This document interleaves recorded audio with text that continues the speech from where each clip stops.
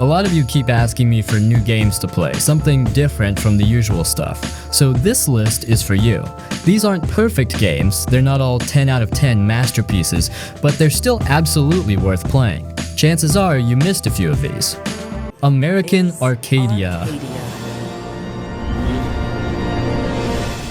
American Arcadia is one of those games that feels like a hidden gem you just randomly stumble into, but once you're in, you're like, wait, why aren't more people talking about this? So here's the deal. It's kind of like if The Truman Show met Inside with a little bit of Papers, Please sprinkled in. You play as this regular guy named Trevor who lives in this 70s style city where everything seems chill on the surface, but turns out he's actually being watched 24/7 on a live TV show without even knowing it. Like straight up reality TV, but creepy. And yeah, when he finds out, he tries to escape.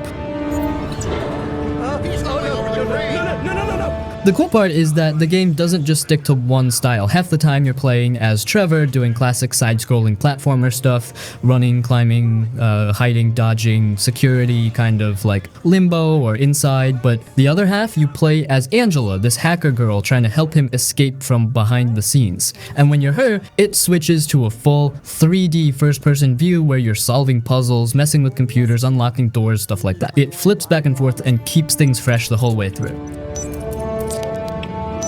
Yes, I got it! The whole vibe is really slick. It's got that retro futuristic look, bright colors, old school tech, weirdly clean buildings. The city looks cool, but once you realize it's basically one big lie, everything starts feeling off in a good way. Kinda like you're in this fake perfect world with something wrong under the surface. American Arcadia is short and sweet, no bloat, just a cool idea done right. It's one of those games where you get pulled in by the mystery, stay for the characters, and by the end you're like, yeah, that was dope. If you're into story games with a little action and some sneaky puzzle stuff, don't sleep on this one. On the run on camera 4025.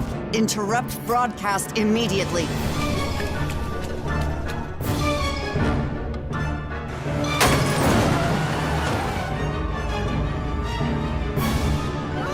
Hi-Fi Rush.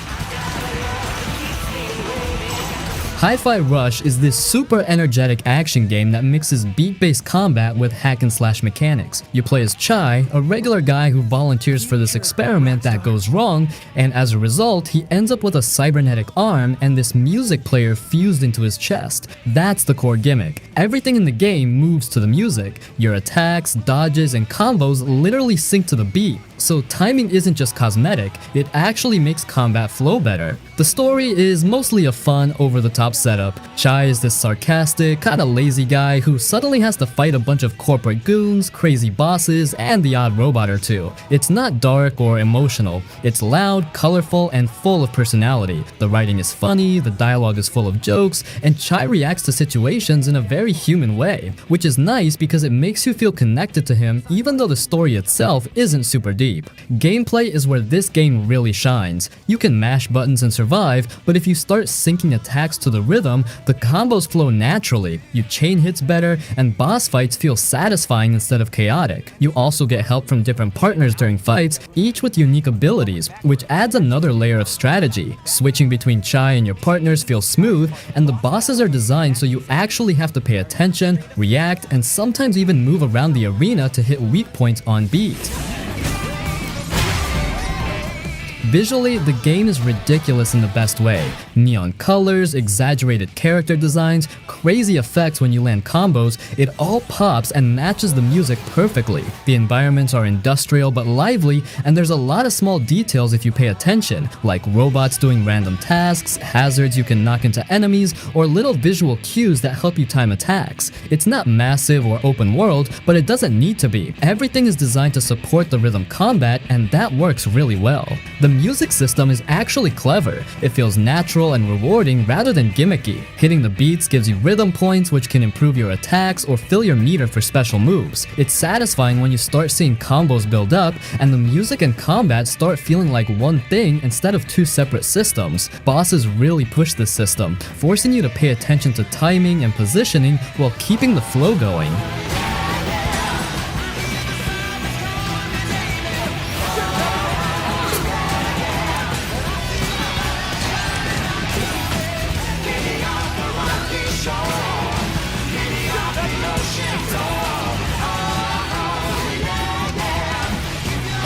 Ryse, Son of Rome.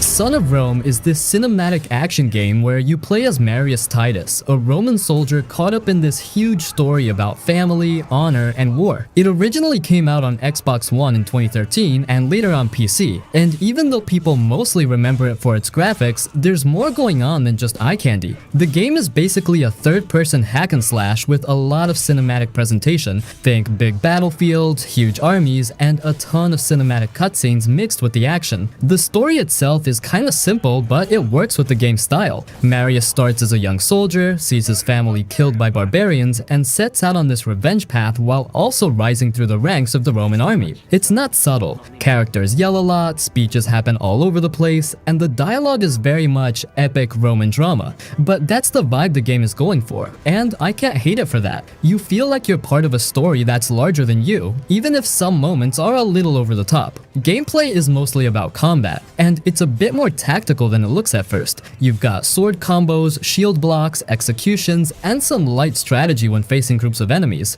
Timing matters, especially for parries and counters. The executions are a big part of the flow. They're flashy, and they give the combat this rhythm to it that makes fights feel satisfying instead of just mashing buttons. There are also some sections with the bow, but it's really secondary.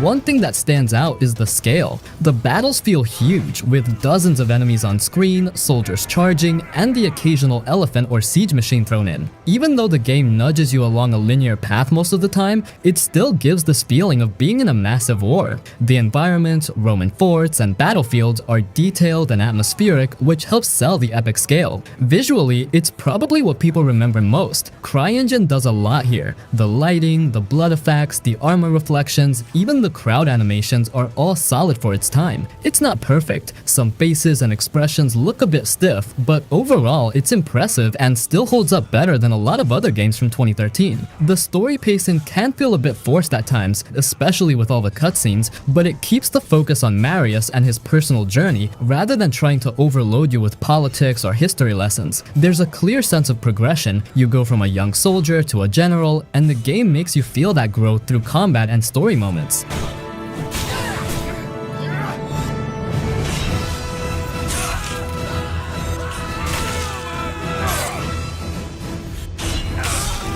The Wolf Among Us. The Wolf Among Us is this episodic adventure game that Telltale made back in 2013, and honestly, it still feels fresh if you like story-driven games. You play as Big B Wolf, yeah, the big bad wolf, but way older, grumpier, and now basically the sheriff of Fabletown, which is this hidden community of fairy tale characters living in New York. The whole vibe is dark, gritty, and noirish, like a detective story but with fairy tale characters. Snow, rain, dark alleys, it's moody, and the art style is comic booky, which really helps sell that vibe. The story is the heart of the game. Right away, you get pulled into a murder investigation, but it's not just about solving a crime. The people you're dealing with, Snow White, Bloody Mary, all these classic characters have personalities, agendas, and secrets. Some of them are nice, some are shady, some will straight up lie to you. Bigby isn't exactly a good guy. He's gruff, rough around the edges, and sometimes violent, which makes the dialogue and choices feel real. You're constantly thinking about who to trust, how to handle situations, and what kind of Bigby you actually want to be. Gameplay is mostly point-and-click adventure with dialogue choices and a few quick-time events during fights. It's not about combat skill, it's about decisions and pacing. Choices feel meaningful. Someone lives, a character gets scared off, or a story branch changes later, and it doesn't always spell out the consequences immediately, which is cool. Some people hate that there's not much traditional gameplay, but honestly, the way Telltale structures it makes you feel like you're part of a real story rather than just completing objectives. This whole time! Listen to your wife. The episodic format works here because it gives you time to think about your choices and reflect on the story. Each episode ends in a way that keeps you guessing, and sometimes you're left with morally gray situations where you don't really feel like there's a right answer. Bigby's personality plus the dialogue options make you feel like you're actively shaping who he is over time. Art-wise, the game nails it. The cel-shaded comic book style is perfect for the setting. It's not just pretty, it adds to the tone. Rain-soaked streets, smoky bars, dark offices, games, every scene feels like it's part of a bigger, lived-in world. The sound design and music also pull you in. It's subtle but effective, keeps the tension up, and complements the noir vibe. The Wolf Among Us is definitely niche. If you're expecting action or fast gameplay, this isn't it. But if you like stories, characters, and choice-driven drama, it's fantastic. Some of the side mysteries and conversations are surprisingly memorable, and even small characters feel real. It's messy, morally gray, and really invests you in this world of fairy tale people trying to survive in a harsh modern city.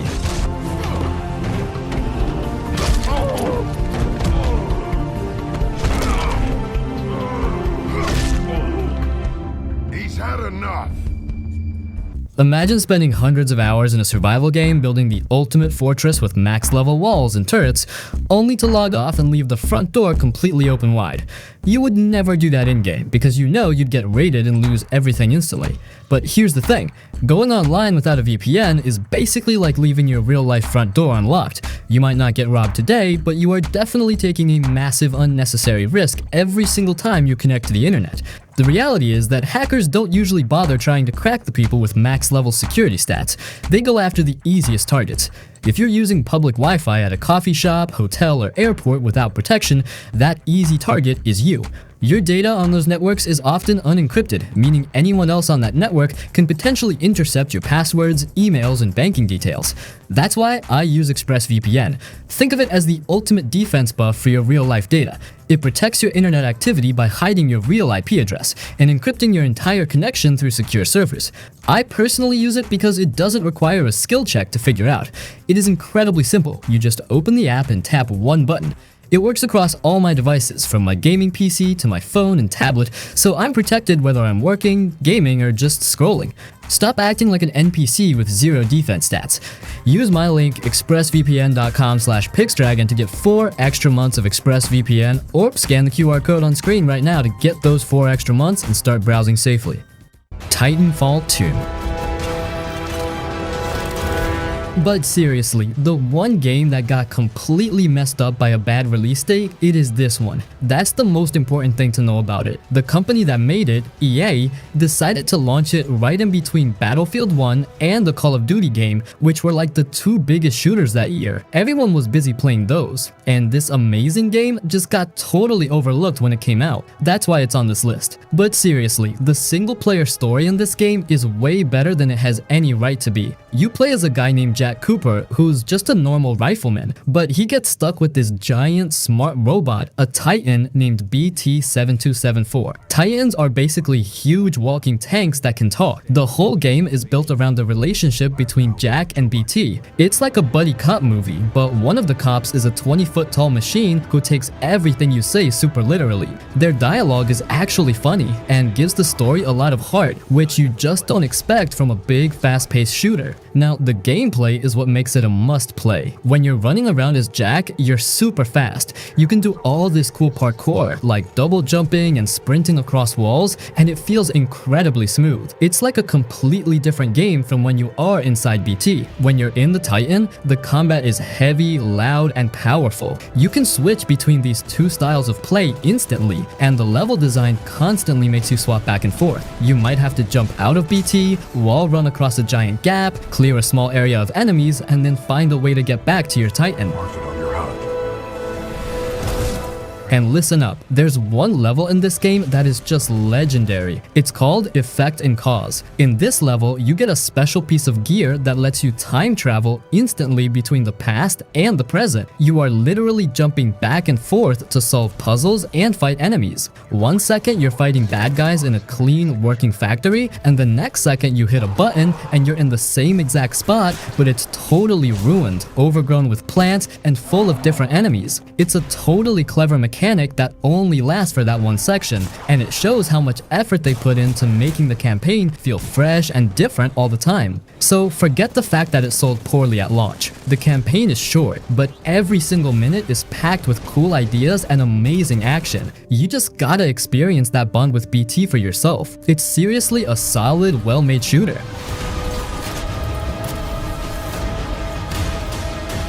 I will not lose another pilot. Plague Tale Requiem.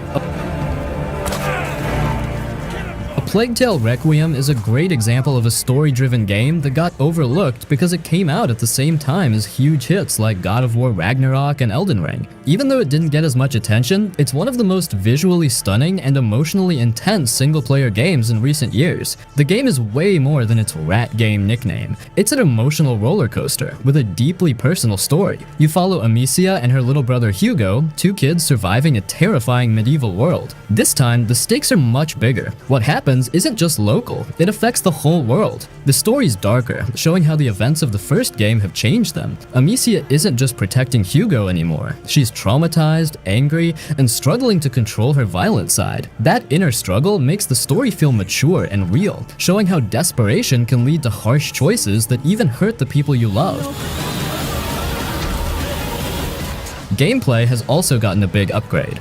The world is huge, from busy coastal towns to sunny ruins and lush islands, giving you more ways to sneak around or fight. Amicia now has a crossbow, a knife for close fights, and new alchemy tools like tar that can light up rats or burn enemies. You can play quietly and avoid killing, or go full-on violent. It's your choice. The game even subtly rewards how you play, improving your stealth skills if you sneak, or boosting combat if you fight. But the real showstopper is the rats. Watching huge waves of them pour through a city square or erupt from the ground is jaw-dropping and impossible to fully capture in videos or screenshots. Hugo's power, the macula, is stronger too. He can sense enemies through walls with a new echo ability, or in extreme moments, control the rat swarms to destroy everything in their path.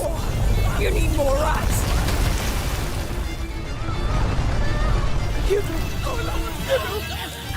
No! Singularity.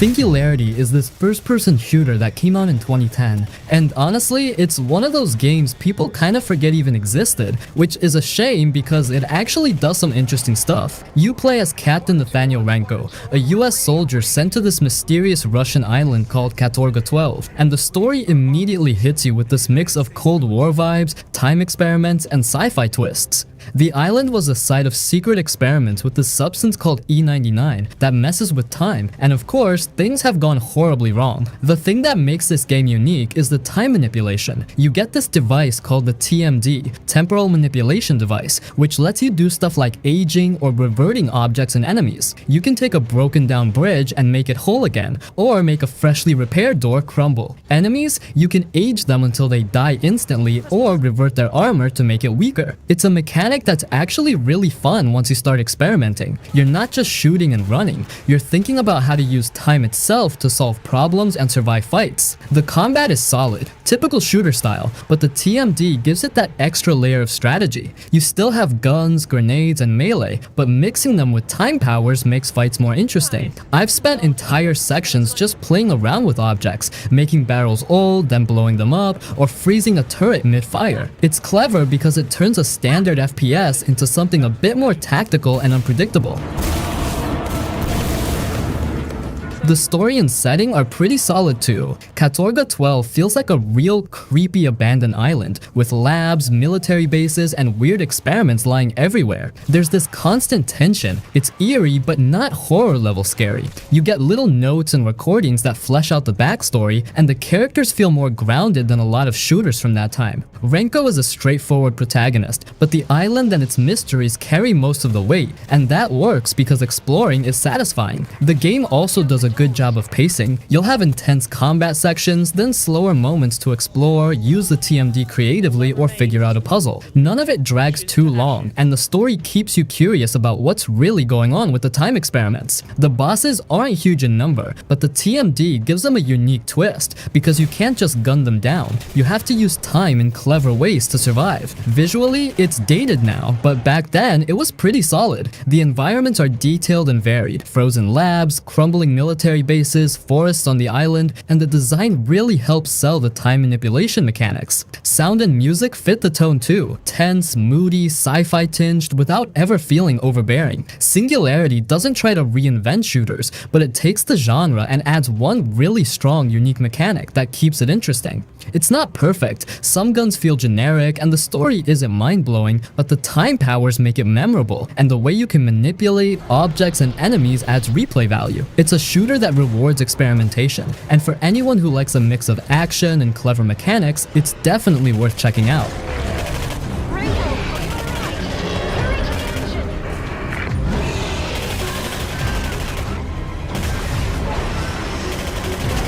Quantum Break. Quantum Break is one of those games that came out at the wrong time and got buried, even though it was doing way more interesting stuff than most big games around it. It dropped in 2016 when Xbox One was busy trying to be a TV box instead of a game console, so a lot of people just brushed it off without even trying it. But if you look at what Remedy did here, it's basically a mix of a full single-player action game and a live-action show that reacts to your choices, and not in a gimmicky way. You play as Jack Joyce, and the story kicks off with a time travel experiment at this tech facility. It goes bad instantly, and instead of the typical "you have slow-mo powers now" thing, the whole world starts to break apart. Time literally stutters, freezes, skips, and chunks of the environment just stop working normally. The game builds that into everything: combat, movement, level design, even cutscenes. The time powers are actually fun to use instead of feeling like a cheap superpower add-on. You can freeze a group of enemies and unload bullets into the bubble so it all hits at once,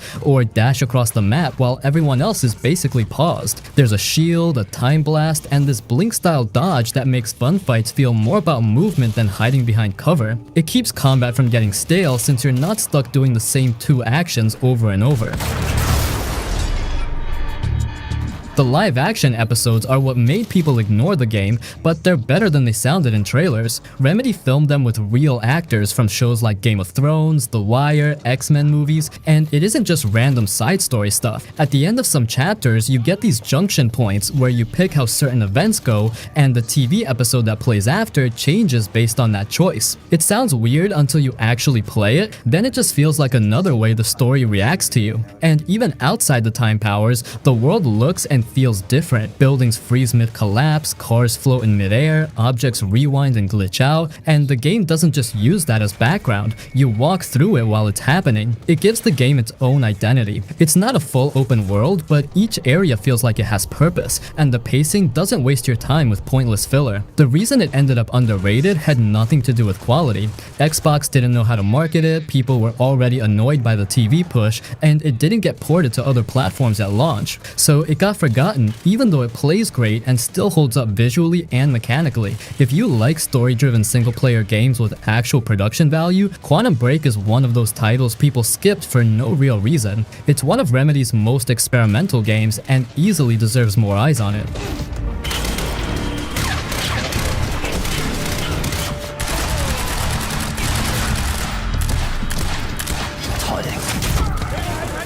House of Ashes.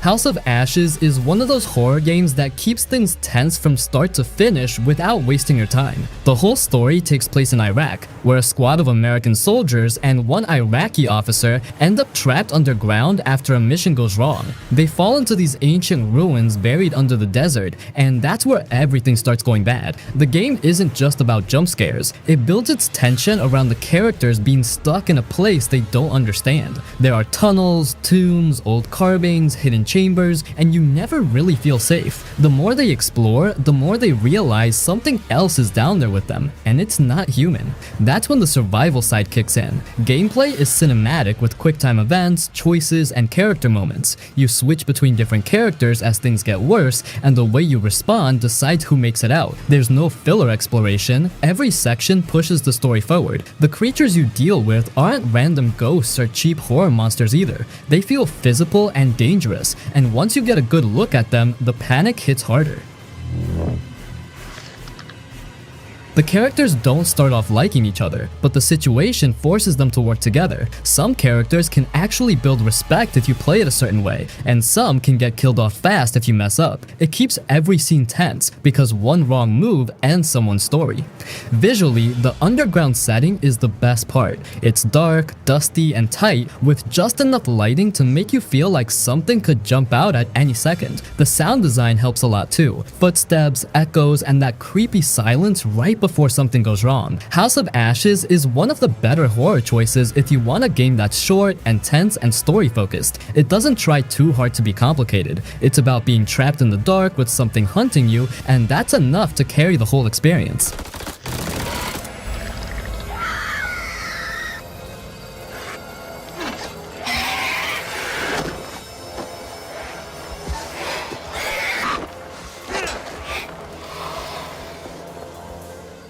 Life is Strange 2. Things were different, but we can't go back. Life is Strange 2 starts in a regular neighborhood with two brothers just living a normal life. Nothing supernatural, nothing crazy, just school, friends, and family stuff. Then something sudden happens in their area that forces them to leave home and hit the road with almost nothing. From that point on, the whole game becomes a journey across different parts of America. That setup alone makes it different from the first game, because you're always moving instead of being stuck in one town. The story isn't told through some chosen one angle. It's more about survival, trust, and how two brothers handle the world when they don't have a home to go back to. Daniel, the younger brother, is the one with powers this time, but you're not the one using them. You're Sean, the older brother, and your behavior decides how Daniel uses those powers later. That's a unique twist that most players didn't expect, because it's less about controlling abilities and more about shaping someone who has them. The game is underrated mainly because people expected Max and Chloe again, and when they realized it was a new cast with a more serious tone, they just dipped. But this one goes bigger with locations and situations. One episode you're in the woods trying to stay hidden, another you're around drifters and travelers, then you're in small towns, deserts, rural farms. It doesn't sit in one place too long. It feels like a road movie where you meet new people, make choices, and every area has its own problems. Stop, Daniel. Bless you have. Gameplay is still choice-based, but it has more weight because you're not just choosing for yourself. You're thinking about how your little brother sees you. Sometimes you have to decide if you're going to steal to survive or try to do things the right way, and Daniel remembers that. That changes how he reacts later, and it changes the ending. The game doesn't get enough credit for how it handles quiet moments too. Cooking, drawing, sitting by a fire, staying in broken down houses, working random jobs. It makes the whole trip feel real instead of staged. And because you're always on the move, the world feels bigger compared to most narrative games. Life is Strange 2 may not be as loud or meany as the first one, but if you actually give it a shot, it's one of the most grounded story games out there. It deserved more attention than it got. On me or something? Got ya! Daniel? Leave me alone! Do it, Daniel! Now! Mafia Series.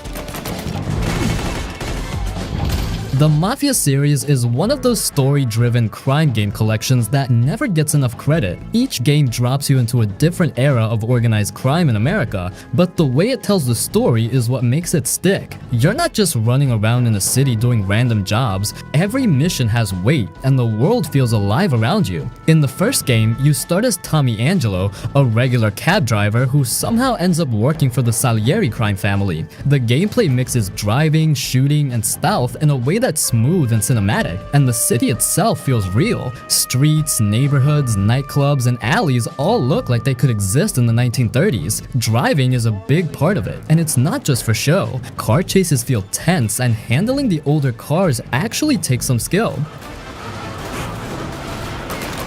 Mafia 2 jumps forward to the 1940s and 50s, and you play as Vito Scaletta. This one leans harder into story and characters, showing how Vito climbs up the criminal world. The missions are structured like a movie. Some are quiet and tense, some explode into big shootouts. The city is full of detail. Diners, jazz clubs, neon signs, factories, snow-covered streets in winter. You also see how crime affects everyday life. Families, neighbors, even people on the street react to the mob differently. The driving and shooting mechanics feel tighter here, and it mixes in stealth and planning missions that keep things varied. Started a fucking war. Mafia 3 is a different beast. Set in New Bordeaux in the late 60s, inspired by New Orleans, you play as Lincoln Clay, a Vietnam vet trying to take revenge on the mob. The story is darker, and the city has its own personality with jazz, swamp areas, and a very real feeling of racial tension in the time period. Gameplay is more open world than the first two, but it still focuses on story and character interaction. You plan attacks on rival gangs, recruit allies, and see the consequences of your choices across the city. Across all 3 games, the series nails one thing: feeling like you're part of a living, breathing criminal world. You're not just completing objectives, you're living in a specific time and place with the fashion, cars, music, and slang to match. That kind of attention to detail, combined with cinematic storytelling and a mix of driving, shooting, and strategic planning, is why the series still stands out. The Mafia games are underrated because a lot of people dismiss them as just another crime game, but they're really story-first experiences that happen to let you drive fast cars and shoot bad guys. Each entry is unique in its era and gameplay style, and if you enjoy narrative-heavy single-player games where your actions feel meaningful, the Mafia series is definitely worth checking out.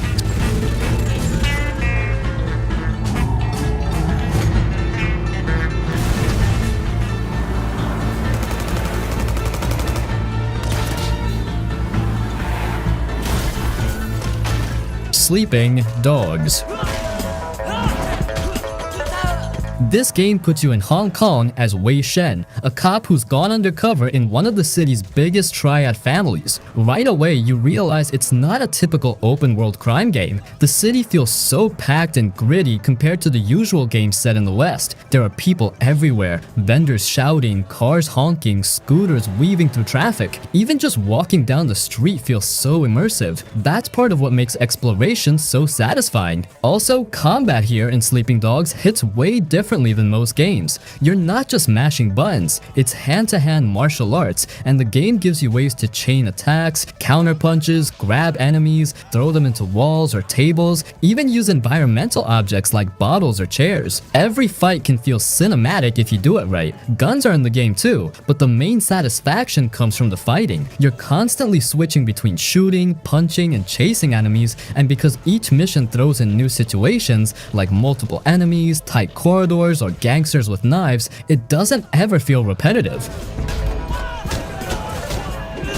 Driving here actually matters. Streets aren't wide highways. They're narrow, messy, crowded, and full of random chaos. Chases feel tense because you have to dodge cars, avoid pedestrians, and sometimes fight enemies while driving. The vehicles handle differently too, so a fast sports car isn't the same as a beat-up sedan. You get a real sense of moving through the city, not just getting from point A to B. Then there's the story and characters. Wei's struggle between being a cop and being accepted by the Triad is constant. Some missions are small, like helping a local merchant or doing a simple favor for someone, and some are massive, like full-on shootouts or escaping enemies while carrying out orders. The choices you make in side missions don't always matter on a huge scale, but they make the city feel reactive. People remember you, and the relationships Wei built can affect later moments. The side stuff is surprisingly rewarding. Street races, gambling, mini-games like karaoke, exploring back alleys, taking photos, all of it makes the world feel bigger.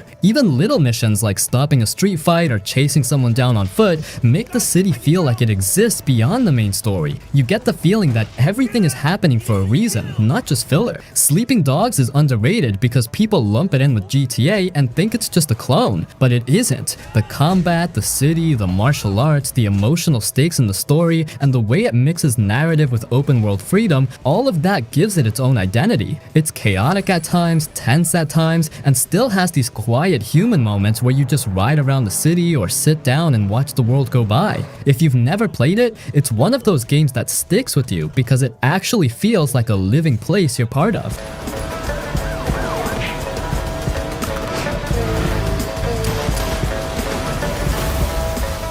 Marvel's Guardians of the Galaxy.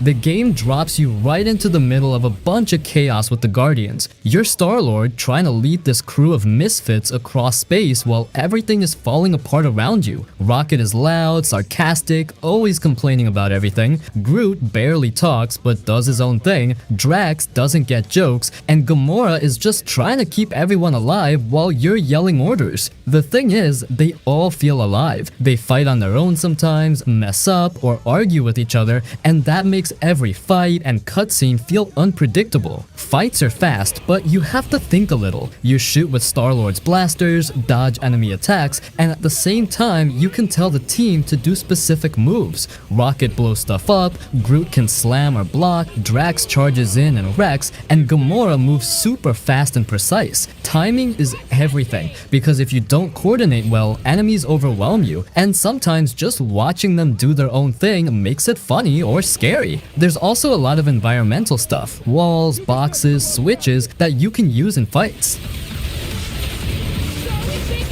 Outside the action, the story and conversations are the highlight. The crew constantly bickers, jokes, insults each other, and argue about the stupidest stuff, but it makes the world feel alive. Every choice you make in conversations changes how they react. If you're mean, they get annoyed or sarcastic. If you're nice, they actually listen more. You don't see massive branching stories, but little changes in relationships make it feel personal. And the emotional beats hit because these characters have pasts, worries, and secrets, so when something serious happens, it actually lands. Exploring the world is fun. You go to different planets, space stations, and cities. Some places are shiny and futuristic, others are dark, abandoned, or filled with alien life. Every location has hidden conversations, collectibles, or little jokes you can trigger. It's not just running from mission to mission. You spend time listening to the team, walking around, discovering stuff, and laughing at the weird situations that come up. And the soundtrack is perfect. All the 80s music Star-Lord loves fits every moment, from fights to quiet scenes, giving everything a goofy, emotional energy. Rejecting the promise, you have proven yourselves unworthy, and you must be destroyed. Evil West. Evil West is this wild mix of western shootouts and monster hunting, and it somehow works better than you'd expect. You play as Jesse, a vampire hunter working for a secret organization in the Old West. The world feels like a dusty, lawless frontier city with mines, saloons, abandoned towns, and creepy forests, but everything has this dark, supernatural twist. One minute you're riding through a canyon, the next you're surrounded by monsters that shouldn't exist. The combat is what keeps you hooked. Jesse has guns, melee weapons, and powers that let you zip around and hit enemies in flashy ways. You can dodge, parry, and chain combos between guns and punches, and the game actually makes you feel badass when it works. Enemies are fast and aggressive, so fights feel alive. You don't just shoot from cover the whole time, you're running, flipping over barrels, punching monsters into walls, and using your powers to grab or toss them. Sometimes you're swarmed by smaller enemies, sometimes it's a single huge boss, and both feel intense in different ways. Exploration isn't huge like an open world, but the environments are fun to move through. Abandoned towns have secret rooms, hidden loot, and side enemies that keep you on your toes. The level design makes it feel like you're always in the thick of it, with verticality, hazards, and stuff you can use in fights. Riding through open deserts or inside mines gives the game a cinematic vibe, like you're in a western movie mixed with a horror story. What makes it unique is how it mixes western themes with over-the-top supernatural stuff. You've got bandits, gunslingers, and cowboys, but then you throw in giant monsters, vampires, and weird experiments. It's chaotic, but still grounded enough that it feels like you're in this world for a reason. The story doesn't get bogged down with unnecessary details. It moves fast, introduces interesting characters, and keeps pushing you forward without feeling repetitive.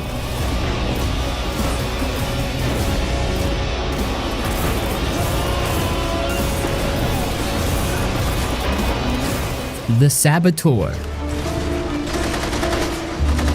The Saboteur throws you into Nazi-occupied Paris as Sean Devlin, an Irish race car driver turned resistance fighter, and the game instantly has this mix of danger, freedom, and style. Paris is huge, full of streets, rooftops, alleys, and hidden corners, and it feels alive. Civilians walk around like life is going on, soldiers patrol, cars drive through narrow streets, and you can climb, jump, and sneak through almost anywhere. At first, the city is gray and oppressive, showing the Nazi control, but But as you do missions, liberate districts, and take out key targets, color slowly comes back. Buildings, streets, even shops light up with life again, and it makes your actions feel like they actually matter instead of just being a checklist. Missions are a mix of stealth, sabotage, driving, and combat. You can sneak along rooftops, hide behind crates and barrels, quietly take out guards, or run in guns blazing if you want chaos. There are explosives, pistols, rifles, and melee weapons, but the game rewards creativity. Sometimes it's better to lure a group of soldiers into a trap, blow up a fuel truck, or cut off a patrol path than just shoot your way through.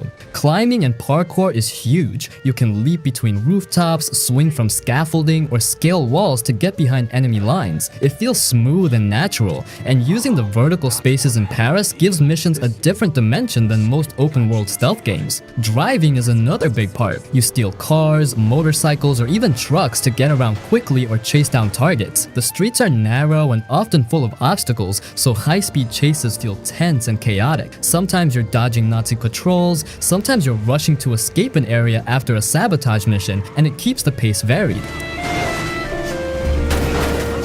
The story gives Sean reasons to fight beyond just patriotism. He's out for revenge against the Nazis who killed his friend, but he also joins the French resistance and slowly helps free the city. You meet different resistance members, each with their own personalities and missions. Some missions are quiet sabotage or intelligence gathering, others are full-blown action with heavy firefights, and the mix keeps you engaged. The game also has humor. Sean's sarcastic personality and the way he talks to allies or enemies adds life to every scene. The design of Paris itself is something that sticks with you. Landmarks, small streets, slums, and open plazas all feel connected. You can climb up the Eiffel Tower, hide in dark alleys, jump from rooftops into courtyards, and the freedom makes exploration fun. The districts are different too. Some are heavily patrolled, others are more open, and you can choose how to approach missions depending on your style. The Saboteur is underrated because it doesn't have the same polish or hype as Assassin's Creed or Call of Duty, but it gives you freedom, vertical movement, creative combat, and a city that reacts to what you do. It blends stealth, action, driving, and parkour in a way that makes you feel like a real part of this occupied world. Watching Paris slowly come back to life as you liberate areas is surprisingly satisfying, and every mission has its own mix of tension, fun, and chaos. If you play it today, it still feels unique compared to most open world games, and that's why it deserves more attention. There's Armand now.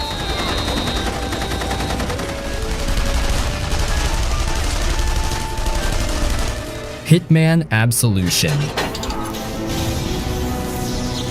Absolution didn't get love when it first came out. Fans of the old Hitman games were upset because it felt more cinematic and story-driven than the pure sandbox stealth the series was known for. Some people hated the tighter levels, the checkpoints, and the way disguises and stealth were slightly more limited. At first, it seemed like it lost the freedom that made the older games special. But over time, people started appreciating it for what it really is: a tense, smart, cinematic stealth game with some of the best level design in the series. You play as Agent 47, and this time it's personal. He's protecting someone while dealing with enemies from his past, which makes the story more urgent than just kill the target. The game mixes stealth, planning, and some action sequences. You can sneak, hide bodies, distract guards, or go loud if you want, but most of the fun comes from finding creative ways to complete your objectives. Poison drinks, drop chandeliers, set up accidents, use sniper rifles, or silently take out enemies and hide their bodies. Every level has multiple solutions.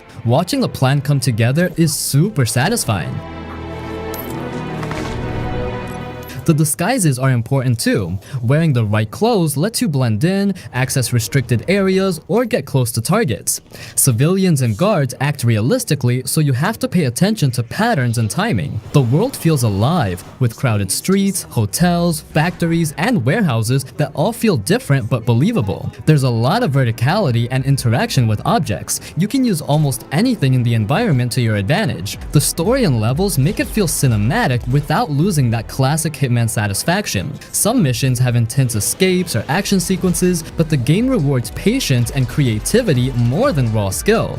Over time, people realize that while it's different from the older Hitman games, it nails tension, planning, and creativity in ways the earlier entries didn't. The tight, focused levels make your decisions feel meaningful, and the cinematic tone makes the story stick in your head. Now, Absolution is looked at as a classic by many players. It might not be everyone's favorite Hitman, but it's unique in the series for its mix of story, tense stealth, and creative gameplay. What was hated at launch for being too different is now praised for giving the series personality and memorable levels that still hold up. Good.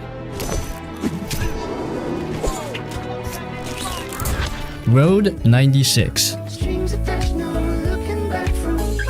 Road 96 is a game about escaping a country on the brink of collapse, and you don't just play as one character, you play as different teenagers, each with their own reasons for running, their own personalities, and their own ways of dealing with the challenges on the road. Every run feels different depending on who you pick, who you meet, and what choices you make along the way. You might hitch a ride with a friendly truck driver in one run, or end up getting chased by the police in another. The game makes you feel like you're really part of a living, breathing world where your decisions matter. The journey itself is the focus. You travel through deserts, forests, mountains, small towns, and highways. Some places feel quiet and lonely with just the wind or a passing car, and others feel alive with markets, colorful streets, or small groups of people doing their own thing. The game doesn't hold your hand. You have to decide where to go, when to take risks, and who to trust. Every conversation can change what happens next, and even tiny decisions ripple through the story in ways that feel meaningful.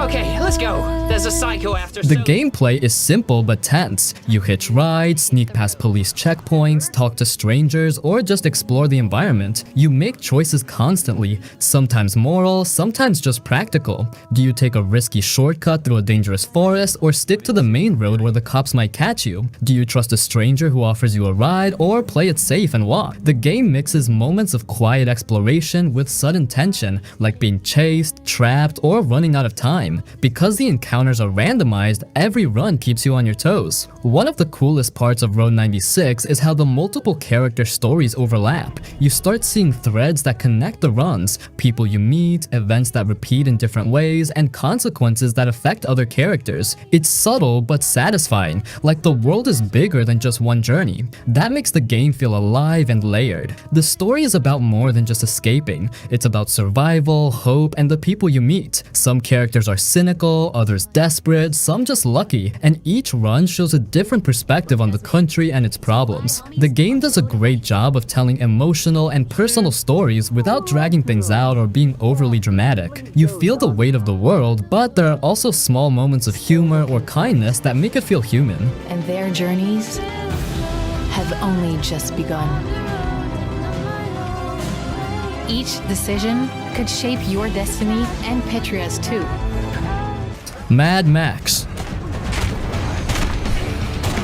Mad Max is one of those games that didn't get nearly the attention it deserved when it came out, but it's actually a really solid, underrated open-world experience. It's set in the post-apocalyptic wasteland made famous by the movies, but the game does a great job of making you feel like you're surviving in it, not just running around completing missions. The world is huge and empty in a way that actually works. Deserts, canyons, ruined towns, and scavenger camps make exploration feel meaningful. You're constantly looking for scrap, fuel, and car parts, and that loop of scavenging, upgrading, and fighting keeps you engaged. It's a harsh, unforgiving world where everything matters, and that tension makes every choice feel real. The car, the magnum opus, is the heart of the game. Driving isn't just moving from one place to another, it's about customizing and upgrading your vehicle to survive the wasteland. You can add armor, weapons, engines, tires, and gadgets, and each upgrade changes how you approach combat. Car battles are chaotic but rewarding. Chasing down convoys, smashing through raiders, or taking out gang leaders requires a mix of speed, timing, and strategic use of your weapons. It's not flashy or over the top, it's just satisfying. You can feel the weight of the car when it crashes into enemies or barriers, and the way combat flows between driving and being on foot feels really natural. On foot, the game has solid melee combat. Max punches, grapples, and uses weapons in a way that feels heavy and satisfying. The system is simple, but it works for the world, letting you take down enemies strategically or just smash through them in a fight. The combination of car combat, exploration, and on-foot action keeps the gameplay varied so it never feels repetitive. There are also stealth elements like sneaking past enemy camps, but they're optional. The game lets you choose how to approach every situation, which is rare for open-world games. The story is simple but effective. Max doesn't talk much, but his journey through the wasteland shows a man struggling to survive in a brutal world. You're dealing with gangs, raiders, and corrupt warlords, and your actions shape how the world reacts to you. Even small choices like which convoys to attack or which camps to raid affect how the game plays out. The world itself is a character, full of danger, unpredictability, and moments that make you feel isolated and tense. Mad Max is underrated because it launched around bigger titles and people assumed it was just another movie tie-in, but it actually nails the feeling of being in a post-apocalyptic wasteland. The combination of car combat, upgrades, exploration, and survival elements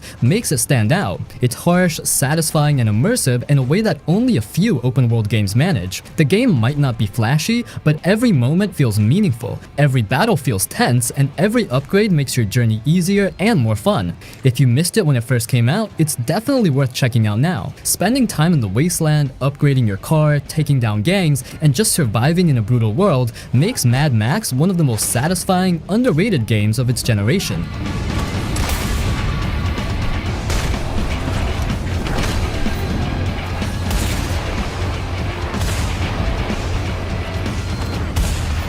Sunset Overdrive. Seriously, when people talk about games that were totally slept on, Sunset Overdrive has to be near the top of the list. It's a game that takes the whole end of the world thing and goes, nah, we're gonna have a party instead. The whole city is crawling with these gross mutant monsters called the OD, and instead of being all scared and serious, you're zipping around like a maniac, having the time of your life. The main thing you have to understand is that the ground is lava in this game. If you just stand around like you would in most shooters, you're gonna get overwhelmed and die super fast. The game forces you to be constantly moving, and that's where the magic is. You're not just walking or running, you're grinding on every railing, wire, or rooftop edge you can find, like a pro skater. You're wall running across buildings and bouncing off cars and trampolines like they're nothing. The controls feel so good that just getting from one point on the map to another is a full-on, awesome challenge. You're stringing together these moves, building up speed and a style meter, and you feel like a total acrobatic ninja with a machine gun. And speaking of guns, they are completely unhinged. This is the team that made the Ratchet & Clank games, so you know the weapons are gonna be crazy. Forget boring shotguns, you get a gun that shoots exploding teddy bears, a freeze gun that pops enemies like ice cubes, and a crazy turret that fires vinyl records. These weapons get more powerful the more you use them, and your style meter unlocks things called amps, which give you temporary superpowers, like setting off explosions every time you bounce, or having tornadoes shoot out of your weapon. It's non-stop, colorful chaos. Plus, the whole attitude of the game is just fun. It knows it's a video game. The characters constantly make jokes about quests, collectibles, and respawning. When you die, you don't just fade to black. You come back in these hilarious, quick animations that reference other movies and games. The style is super bright and punk rock, which is a nice change from the usual grim, dark apocalypse. It's got hours and hours of that great, energetic single-player action that people really miss. If you want a game that makes you smile while you're destroying hundreds of monsters, you absolutely have to pick up Sunset Overdrive.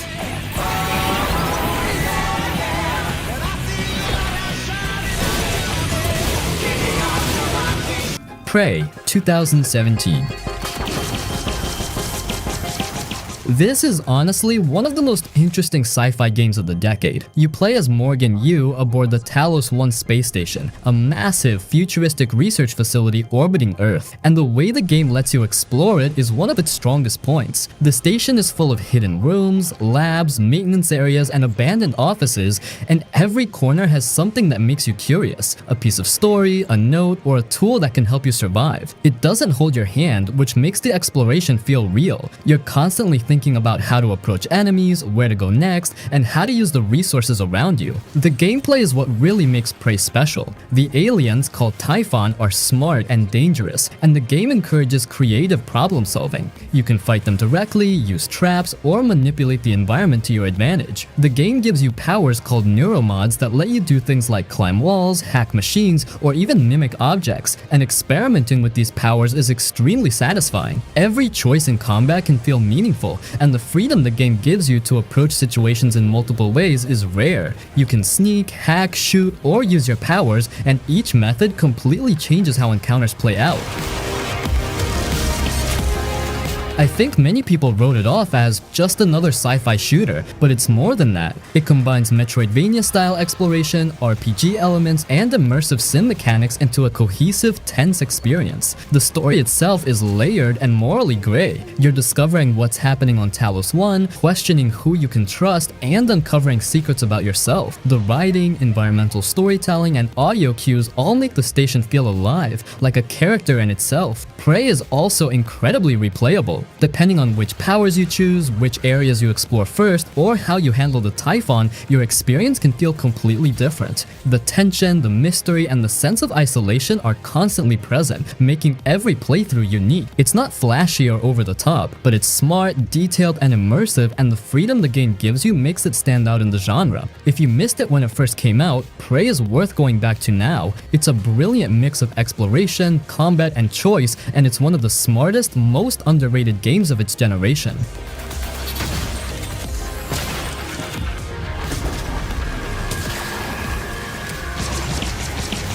The Invincible. This one is a super cool, old-school sci-fi adventure that I bet most people miss completely. If you've ever wished you could actually walk around inside one of those awesome retro sci-fi book covers from the 1960s, this is your chance. The whole style of the game is called Atom Punk, and it's gorgeous. Think chunky, brightly colored metal tools, big, bulky helmets, and all the gear looks like something NASA would have built 50 years ago if they had way more budget and imagination. It's a totally fresh look that you don't see in games today, which is usually all sleek silver and black. You play as a scientist named Yasna, and you wake up on a completely alien planet called Regis 3. The problem is your crew is missing, and you can't remember exactly what happened. So your main job is to explore this strange, dusty, and lonely planet to find your teammates and figure out the mystery of what wiped out another much bigger ship that was here before you. This isn't a game where you shoot things or jump over lasers. It's a narrative adventure, which means it's all about the story and the atmosphere. It's slow and thoughtful, but that's a good thing because it builds this incredible feeling of being totally alone and small in this massive unknown universe. The main gameplay is exploring and using all your cool retro gadgets. You've got these big mechanical binoculars and trackers that look like toys, but they are super important for finding clues. You're always talking to the astrogator Novik on the radio, and the voice acting and their conversations are what really pull you through the game. They talk about science, philosophy, and what it means to be human in a way that is just really smart and interesting. The mystery on Regis 3 is deep, and it gets really intense. It's based on a classic book by a famous Polish author, and it's all about humans messing with things they don't understand. The game is all about making tough choices that really affect what happens, and there are a bunch of different endings you can get. If you want a slow burn mystery that has amazing visuals and makes you think, The Invincible is one you definitely need to play. It's truly a hidden gem. What is there to understand? We have to destroy it. Shadows of the Damned Hella Remastered.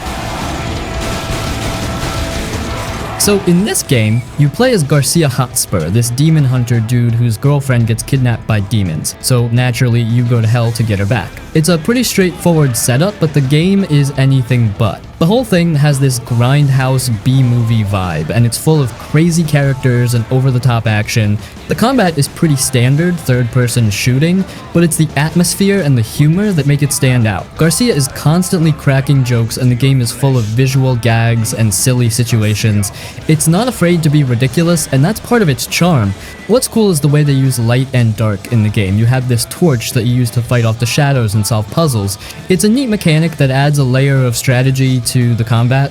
You can't just run in guns blazing, you have to think about how you're going to use your light to your advantage. The story, while simple, is actually pretty touching at times. It's about Garcia's love for his girlfriend and his determination to rescue her no matter what. It's a surprisingly sweet story underneath all the demon slaying and crazy humor.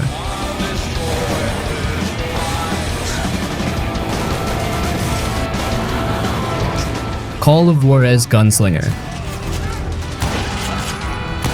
Okay, so Call of Juarez Gunslinger. Picture this. You're in a dusty saloon, the kind with swinging doors and a piano player tinkling away in the corner.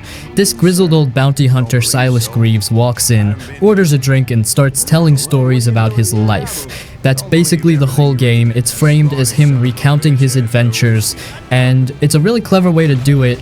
What's really cool is that Silas isn't always the most reliable narrator. He tends to exaggerate things, and sometimes he even gets his facts mixed up. So the game actually changes based on what he says. He might be telling a story about fighting off a gang of outlaws, and then suddenly the game throws a whole bunch more enemies at you because, hey, that's how Silas remembers it.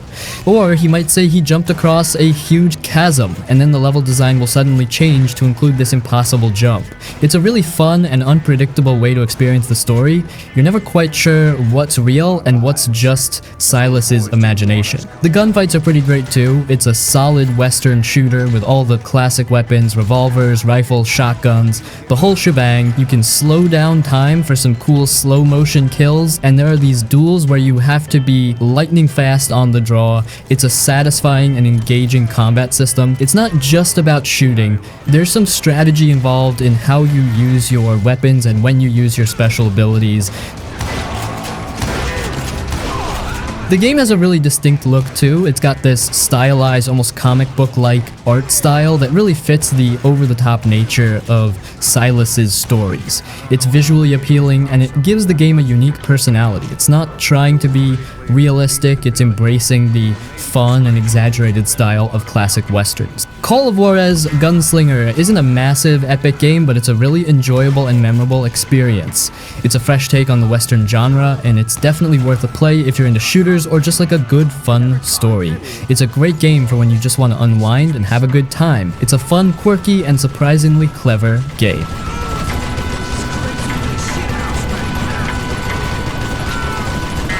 Resonance of Fate?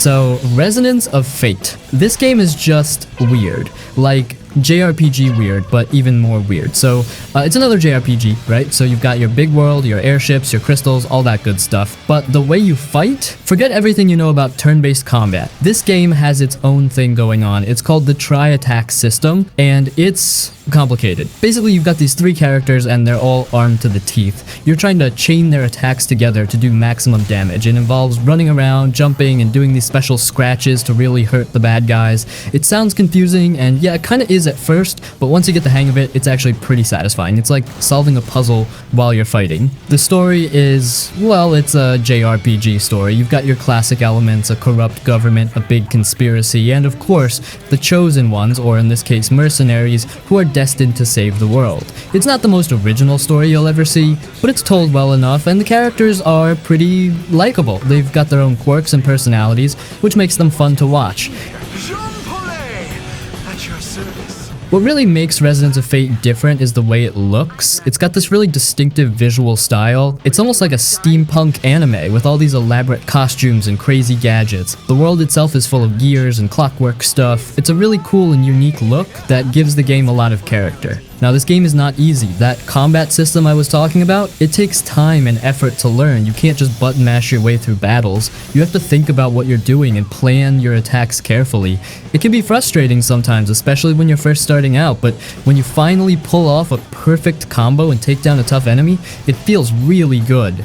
So Resonance of Fate, it's definitely not for everyone. It's a weird, challenging, and sometimes frustrating game, but if you're a JRPG fan who's looking for something different and you're willing to put in the time to learn the ropes, you might actually enjoy it. It's definitely a unique experience and it's got a certain charm to it. It's a bit of a niche game, but it's memorable.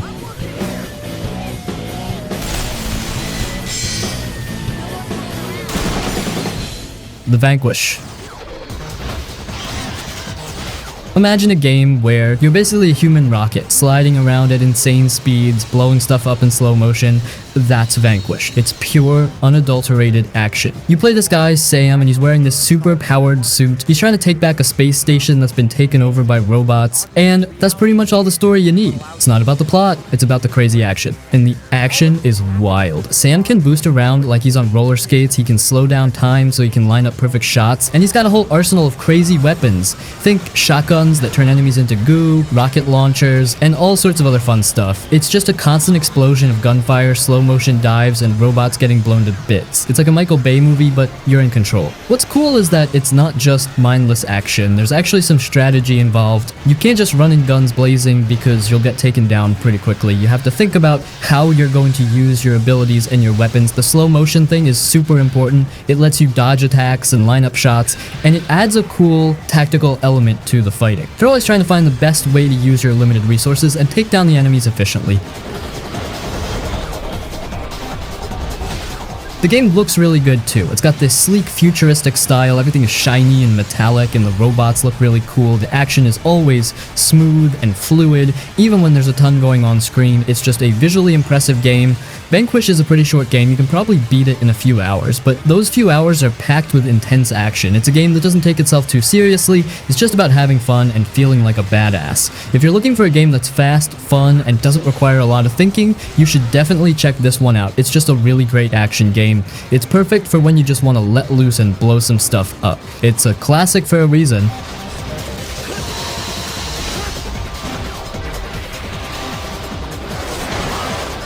Binary Domain.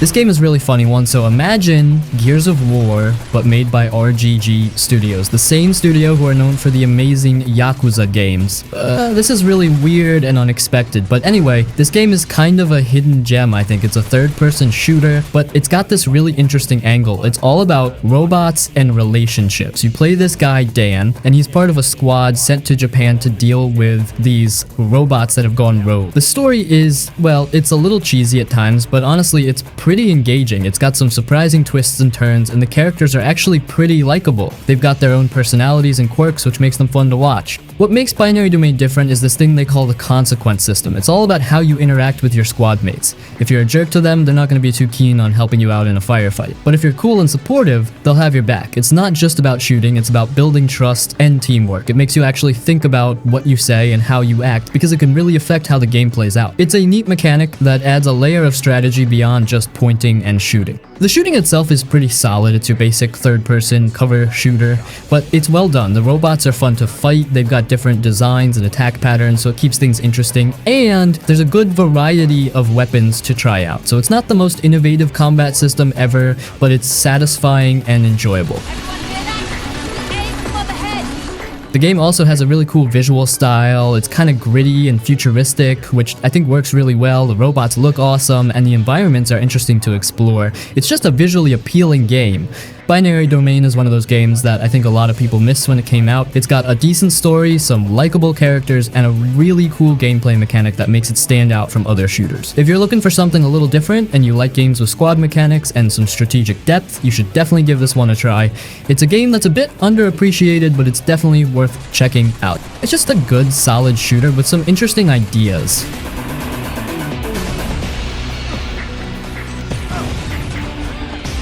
Asura's Wrath.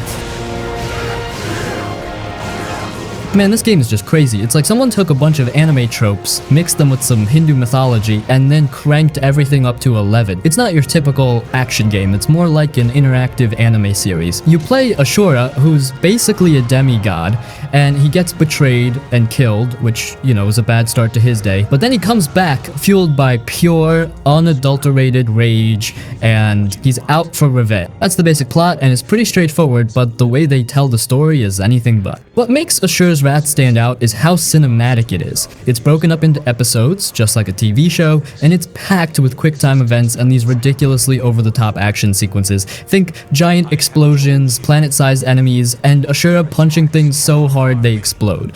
It's not just about fighting, it's about experiencing this epic, almost operatic story. It's like you're watching an anime, but you get to control what happens. The actual fighting is, well, it's there. It's not the deepest combat system you'll ever see. You've got your basic attacks, your special moves, and that's about it. But honestly, it's not really about the complexity of the combat. It's more about the spectacle. It's about seeing Asura unleash his fury and just destroy everything in his path. He can punch mountains apart. He can shoot energy blasts. He can basically do anything the story needs him to do. It's more about the visual impact than the technical skill.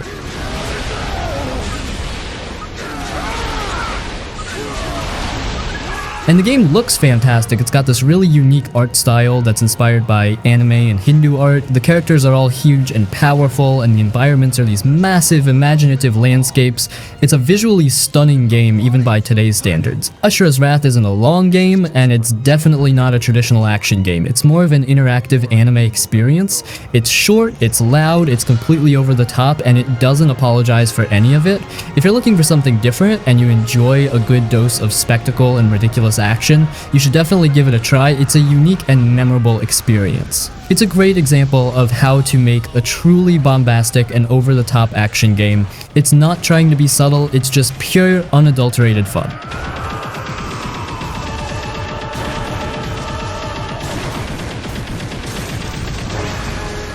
Murdered sole suspect. To bring him closer to the truth about his murder.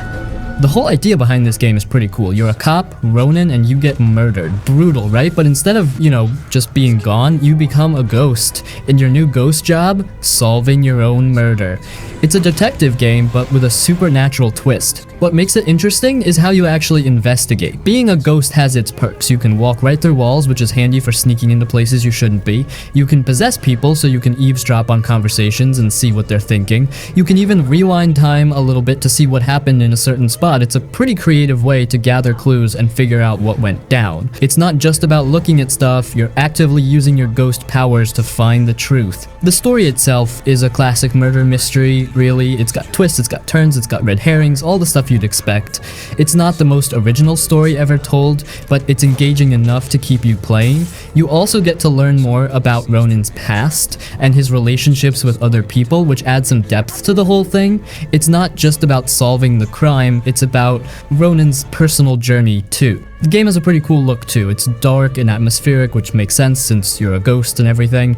It's set in Salem, Massachusetts, which is a perfect setting for a ghost story. The city looks great, and it definitely adds to the creepy vibe. It's a city with a history, and the game uses that well.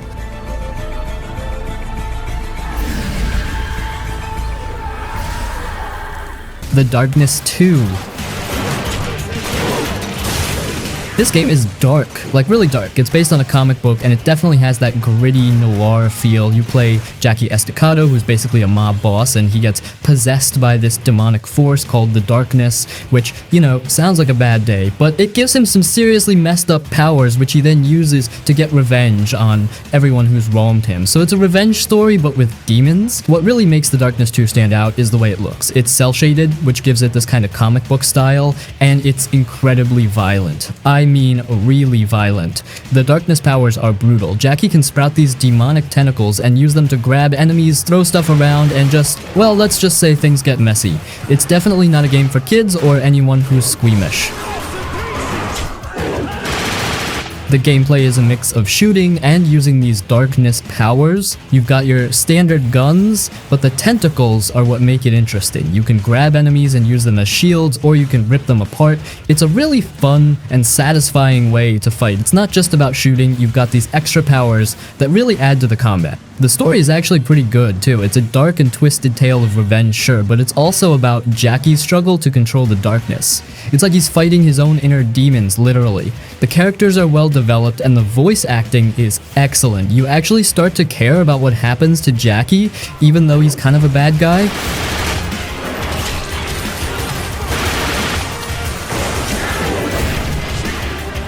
Brothers, A Tale of Two Sons. Well, this one's quiet, simple, but super emotional. It's one of those games that doesn't use a ton of words, but still says a lot through its world, its characters, and how you actually play it. You control two brothers, both at the same time. Their father is sick, and the only way to save him is to go on this long journey to find a special cure. That's the whole setup. No big cutscenes, no long explanations. You just start walking, and the story slowly unfolds as you travel. The unique part? You control both brothers on the same controller. One analog stick moves the older brother and the other controls the younger one. It sounds weird at first, and yeah, it takes a minute to get used to, but once it clicks, it feels really natural. They each help in different ways. One's stronger, one's smaller, and you need both to solve little puzzles or get through obstacles. The game never tells you what to do, but the design is smart enough that you just kind of figure it out as you go. The world is beautiful in a quiet fairy tale kind of way. You walk through forests, snowy mountains, old ruins, and weird places filled with strange creatures. Every area feels different, and there's no dialogue to explain anything, just little gestures, sounds, and the environment itself telling the story. And somehow, it all makes sense without needing real words. The bond between the two brothers grows stronger as you go. You see them help each other, protect each other, and get through some really tough stuff. It's not just about puzzles or getting from point A to B, it's about what they're going through together. There's some heavy moments later in the game that hit hard, especially because you've been with these two the whole time, figuring things out side by side. The game's not super long, maybe 3 to 4 hours, but it doesn't waste time. Every section has something new to see or do, and the ending, no spoilers, but it's powerful. One of those moments that sticks in your head for a long time. Brothers, A Tale of Two Sons is a calm, thoughtful kind of game. It's easy to play, easy to follow, and it slowly pulls you in with its emotion and creative gameplay. No fancy menus, no side quests, just a strong, focused story told in a really unique way.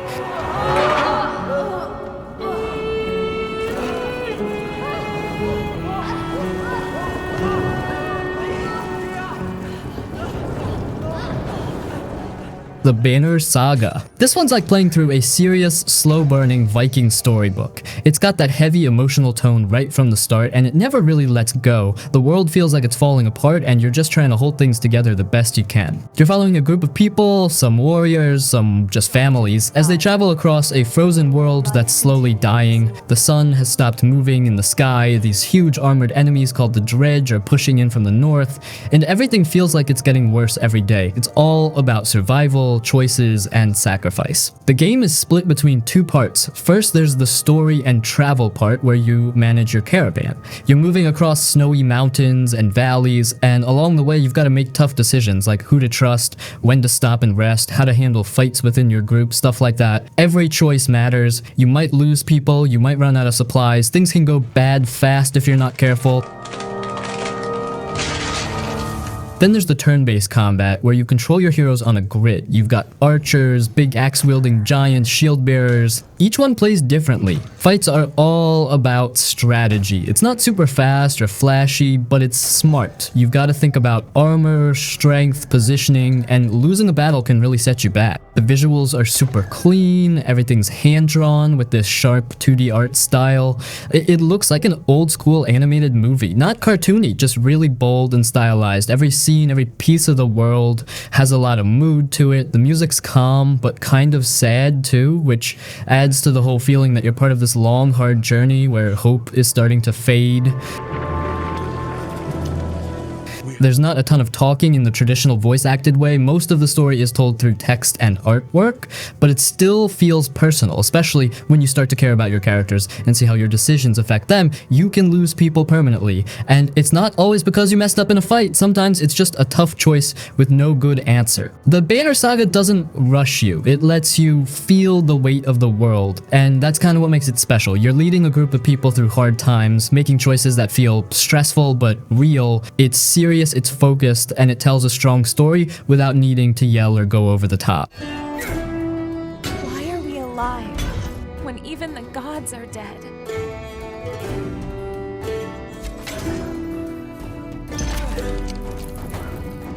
I awoke, and I knew why we're still alive.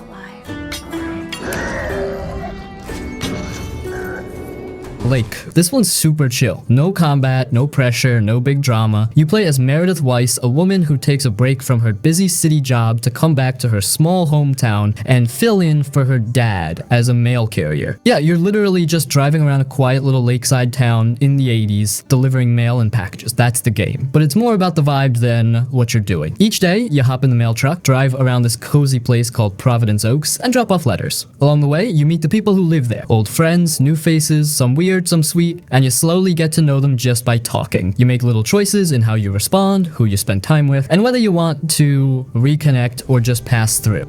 Well, hello there, big cuddly guy. The conversations are simple, natural, and kind of relaxing. No big stakes, no one yelling or rushing you, just people talking about life, their jobs, their problems. Meredith herself is easy to connect with. She's trying to figure out if the fast-paced career she left behind is what she really wants, or if this slower life actually feels more real. The town looks nice too. Nothing fancy, just quiet roads, trees, lakeside cabins, and calm music playing in the background. It gives off strong, slow afternoon energy. And that's kind of what makes Lake work. It's not trying to wow you, it's just letting you breathe. Gameplay wise, yeah, it's simple. Drive, deliver, chat, repeat. But it's kind of like a warm cup of coffee. You play a little bit each day, talk to folks, and slowly start feeling like you live there. And depending on your choices, you can build relationships, even start a little romance if you want.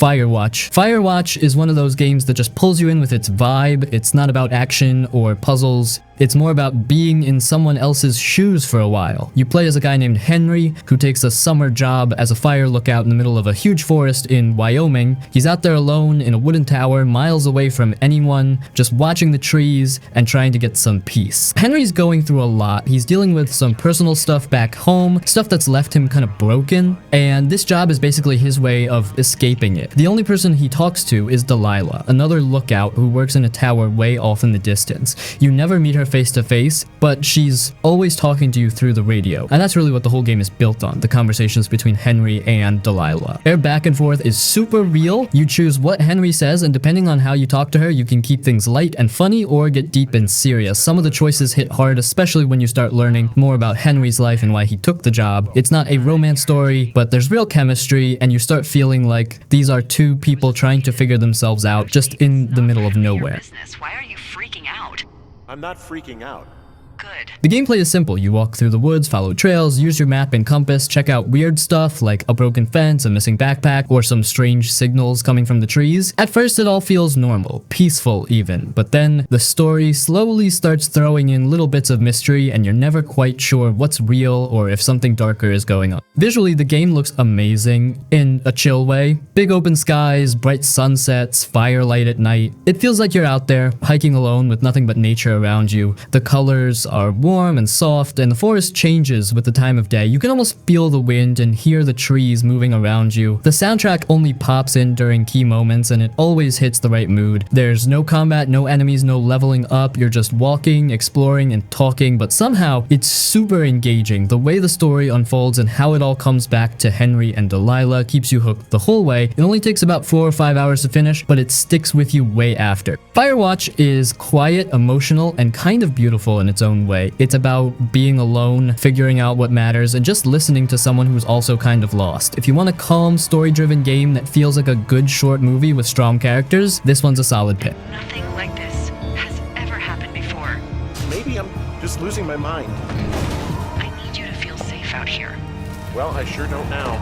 You will. I promise. What Remains of Edith Finch. You play as Edith Finch, the last living member of the Finch family, and you're heading back to your old family home. It's this big, weird house out in the woods filled with locked rooms and old stuff left exactly how it was. The rest of your family? They're all gone. One by one, they all died, and no one really knows why. People say there's a curse on the Finch family, and now you're back to figure out what really happened. As you move through the house, you find journals, letters, and other personal things left behind. Each one tells the story of a different family member. But here's the cool cool part, you don't just read about them. You play through each story in a totally different way. One might feel like a cartoon, another like a dream. One of them has you working in a fish factory while your character daydreams about being a king. Some are fun, some are peaceful, and some are just plain sad, but each one sticks with you because it's not just about what happened, it's about how it felt.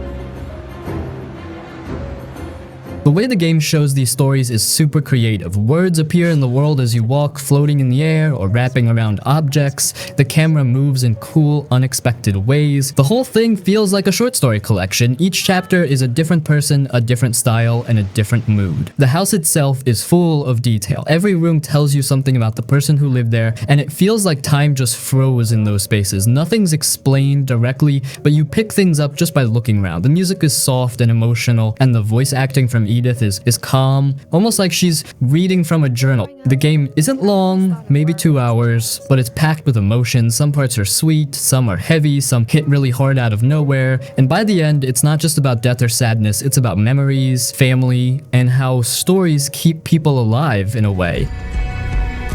This is where your story begins.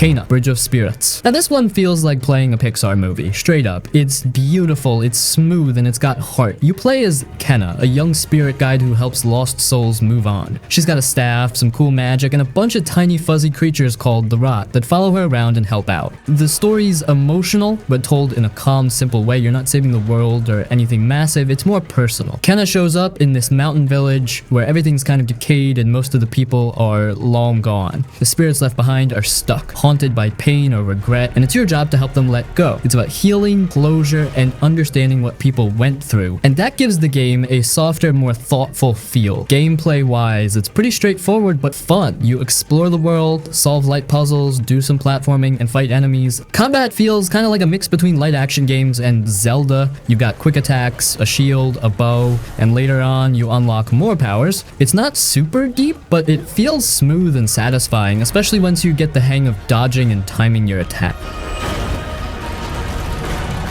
And the Rot are the real MVPs. They help you in fights, move objects, unlock new areas, and they're just straight up adorable. The more you find, the more powerful they become, but you'll also unlock little hats for them. Just a fun little touch that adds charm. Now let's talk about the visuals, because man, this game is gorgeous. The lighting, the colors, the animation, it all looks like something you'd expect from a big animated film studio, not a small indie team. Forests feel alive, ruined temples have real atmosphere, and the cutscenes are legit top tier. Everything feels crafted with care. It's not a super long game, maybe 8 to 10 hours, and it doesn't overstay its welcome. Some folks might feel like the story could have gone deeper or that the platforming is a bit simple, but honestly, it nails what it sets out to do. It's heartfelt, polished, and full of charm from start to finish.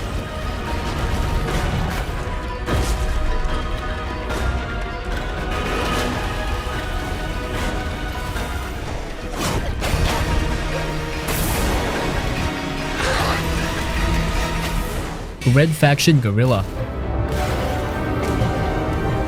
You play as Alec Mason, a regular dude who just wants to mine rocks on Mars, but somehow ends up leading a full-blown rebellion against the Earth Defense Force, EDF. Sounds serious, right? Nah, this game is all about blowing stuff up, and man, it does that perfectly. The destruction physics here are insane, even by today's standards. Every building, tower, and bridge is fully destructible, and it all collapses in real time. You're not just shooting at walls and watching them chip away. You can take out support beams, plant explosives, and watch entire buildings crumble in the most realistic, satisfying way possible. There's nothing better than rigging a massive tower with remote charges, detonating it from a distance, and seeing it slowly tip over and smash into the ground. It's pure chaos, and it freaking rules. Again, weapons are wild as well. You've got remote charges that stick to anything, rocket launchers, and the nano rifle, which dissolves enemies and objects into dust. The destruction gets crazier the longer you play. At some point, you'll unlock mechs that let you smash through entire bases like you're in a Godzilla movie. The world itself is surprisingly cool. Mars is rugged, dusty, and weirdly pretty. The outposts, EDF bases, and Martian settlements feel gritty and lived in. But the best part is how the game encourages total freedom. You can take down EDF strongholds however you want, stealthily sabotage them, ram a truck through their walls, or just demolish the entire base with explosives. There's no right way to play, which makes it stupidly fun. The missions are packed with pure mayhem. You'll be ambushing convoys, rescuing prisoners, and blowing up supply depots. And the side activities are just as fun. You can drive dive into EDF outposts, cause as much damage as possible, and watch your rebel morale skyrocket. But honestly, the best part of the game is when you just ignore the missions and go nuts. You'll load up a truck with explosives, drive it straight into a base, and watch everything explode in glorious slow motion. Or you'll spend hours smashing random buildings with your sledgehammer just because you can. It's the ultimate stress relief game. If you've never played Red Faction Guerrilla, you're missing out on one of the best destruction sims ever made. The physics still hold up, the combat is stupidly fun, and it's perfect for anyone who just wants to blow off steam. Seriously, no other game makes demolition this fun.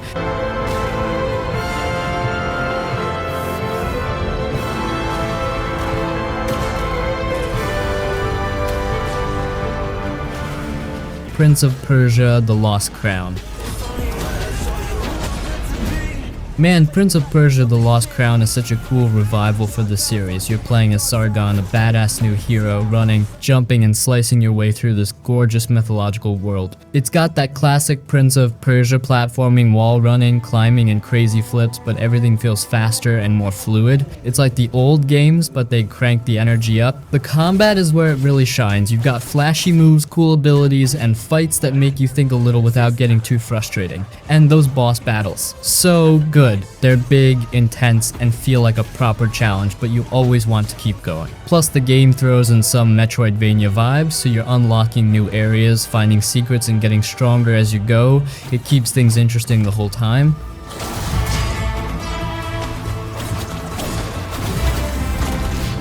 The art style is a big shift. It's bright, colorful, and just full of life. It's not that old, gritty Prince of Persia look, but it works so well here. It feels modern without losing the magic. Add in a killer soundtrack that keeps you hyped, and it all comes together perfectly.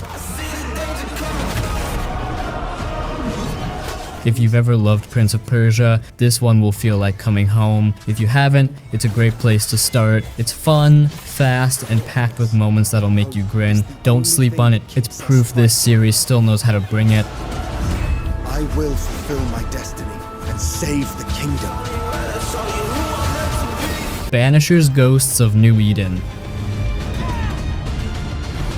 Banishers: Ghosts of New Eden is a game that hits hard with both its story and gameplay. It's an emotional action RPG where you play as Red and Auntie, two lovers who also happen to be ghost hunters. The twist? Auntie is a ghost herself, stuck between life and death, and the game is all about navigating this tragic situation while battling supernatural forces. It's heavy on the feels but never overbearing. The gameplay mixes action and strategy. Red brings the physical combat with swords and weapons that feel weighty and satisfying, while Auntie uses her ghostly powers to manipulate the battlefield. The way the two work together is seamless, and it makes the fights feel dynamic and fresh. There's also a lot of choice baked into the game. You're deciding the fate of the ghosts you banish, and those decisions ripple through the story in meaningful ways. What really grabbed me was the world. It's haunting and beautiful with this rugged frontier vibe that's full of mystery and danger. The art and lighting give it a moody atmosphere without feeling overly dark, and it all ties into the game's emotional themes. Every location feels like it has a story to tell. The narrative is the real heart here. It's not just about chasing ghosts, it's about love loss and the lengths you'll go to for the people you care about. The writing is sharp, the characters feel real, and the choices you make will stick with you. It's not just a game, it's an experience. If you're into story-driven games like The Witcher 3 or Life is Strange, this one's right up your alley. It's got action, emotion, and a world that pulls you in. Don't miss it. It's one of those games that stays with you.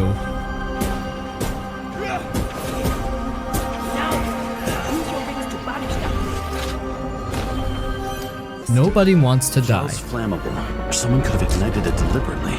Man, Nobody Wants to Die really got to me. It's not just a game, it's this deep, intense look at what life would be like if people could live forever. The story takes place in New York City, way in the future, in 2329. people can move their minds into new bodies, which sounds cool, but it's caused all kinds of problems. You play as James Kara, a detective trying to solve some brutal murders in a world that's falling apart. The gameplay is all about being a detective. You don't just walk around and guess. You use this awesome tool called the REM Reconstructor to replay crime scenes and figure out what went down. It feels so immersive, like you're really solving a mystery. It's not about running and gunning, it's about slowing down, thinking, and putting the pieces together. Every clue matters, and when you finally crack something, it feels so satisfying.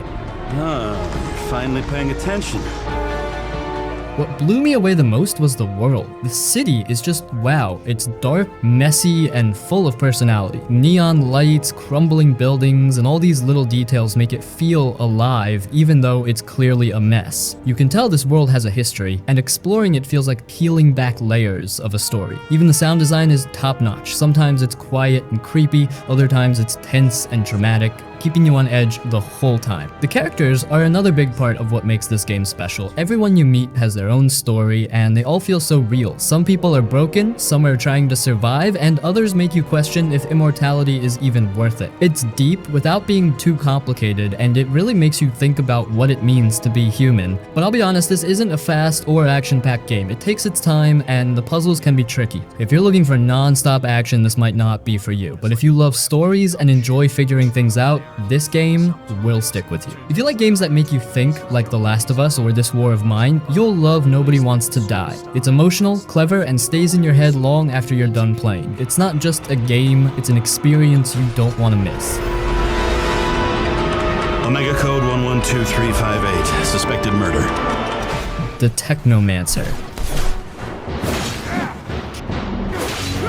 The Technomancer is one of those games that flew under the radar, but if you're into sci-fi RPGs, it's worth checking out. Set on Mars, it's got this gritty, dystopian vibe with a mix of cyberpunk tech and post-apocalyptic survival. You play as Zachariah, a rookie Technomancer, basically a warrior with electricity-based powers, and you're caught in the middle of a conflict over water, survival, and shady politics. The gameplay is a mix of action and RPG elements. The combat is solid, giving you 3 different fighting styles to switch between on the fly melee weapons, guns, and hand-to-hand with Technomancer abilities. Those electric powers, they're flashy and fun, making combat feel a bit more unique compared to your standard RPG fare. It's not without its rough edges, some fights can feel a bit clunky, but there's enough variety to keep things interesting. The world building is where the game shines. Mars feels lived in with factions, intrigue, and a history that you slowly uncover as you explore. You've got mutants, rebels, corporations, it's messy and that makes it feel real. The choices you make affect how characters and factions see you, adding some nice layers to the story. And yeah, it can get a little cheesy in the dialogue sometimes, but the story's heart is in the right place. Visually, it's not the flashiest game, but the art style works. The red deserts of Mars and the tech-heavy interiors give it a unique aesthetic. The soundtrack is atmospheric, fitting the tone of a harsh, survival-focused world. If you can overlook some of its rough spots, the Technomancer has a lot to offer. It's not a triple-A blockbuster, but it's got heart, ambition, and some cool ideas that make it worth your time, especially if you're into underdog RPGs. Give it a shot if you're in the mood for something different with a sci-fi twist.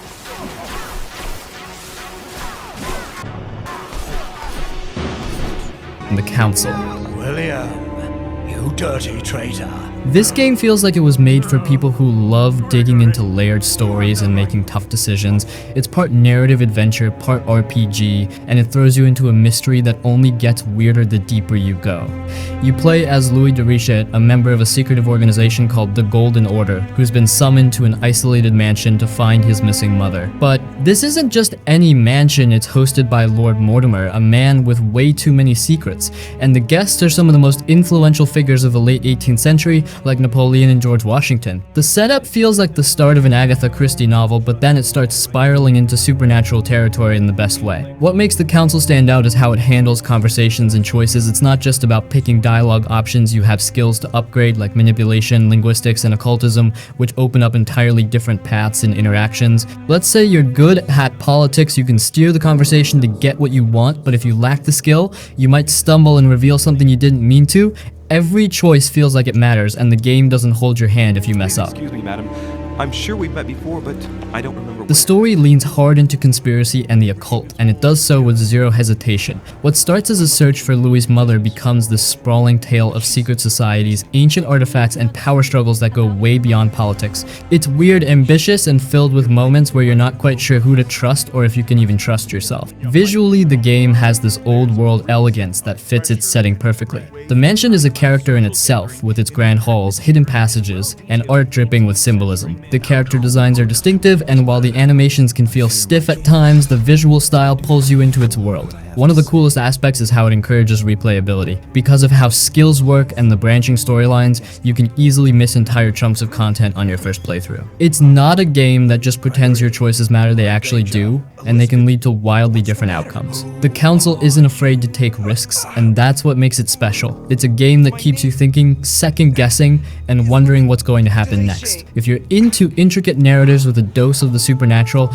this one's absolutely worth playing. It's not perfect, but it's unique, and that's what makes it stick with you. And secrecy are both pillars of the organizations for which we work. You know, Louis, I've only just now realized that I've been drawn here. Agatha Christie murder on the Orient Express. He died from multiple stab wounds of varying... The 2023 murder on the Orient Express by Microids puts a fresh spin on one of the most famous mysteries ever written. You still have the iconic train, the suspenseful murder investigation, and Hercule Poirot at the center of it all, but this version adds some new twists and a few surprises to keep things interesting, even if you already know the story. This time, you don't just play as Poirot, you also step into the role of Joanna Locke, a young investigator who's learning the ropes. It's a cool dynamic because you get to see Poirot's genius from a different perspective, while also experiencing the investigation in a more hands-on way. Joanna's character brings a fresh angle to the classic whodunit. The train itself is a highlight. The way it's designed really pulls you into the 1930s vibe, glossy wood paneling, cozy cabins, and all the little details that make the Orient Express feel like a character of its own. The passengers each have their own unique look and personality, so it's fun to dig into their stories and figure out who's hiding something.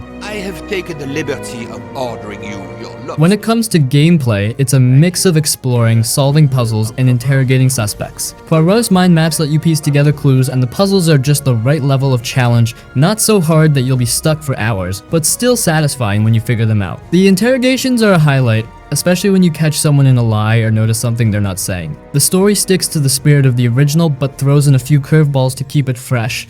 It adds some action and drama that weren't in the book, which helps keep the pace moving. Some purists might feel like the changes aren't necessary, but they do add a bit of excitement for players who already know the ending. All in all, Murder on the Orient Express is a fun and modern take on a classic mystery. It's familiar enough to please fans of the book, but adds enough new elements to feel fresh. If you're into detective games or just love a good mystery, this is worth a try, whether it's your first time on the train or your fifth. Have you told me the entire truth, Captain Arbuthnot? Of course. I want you to find my ticket. Beyond Two Souls.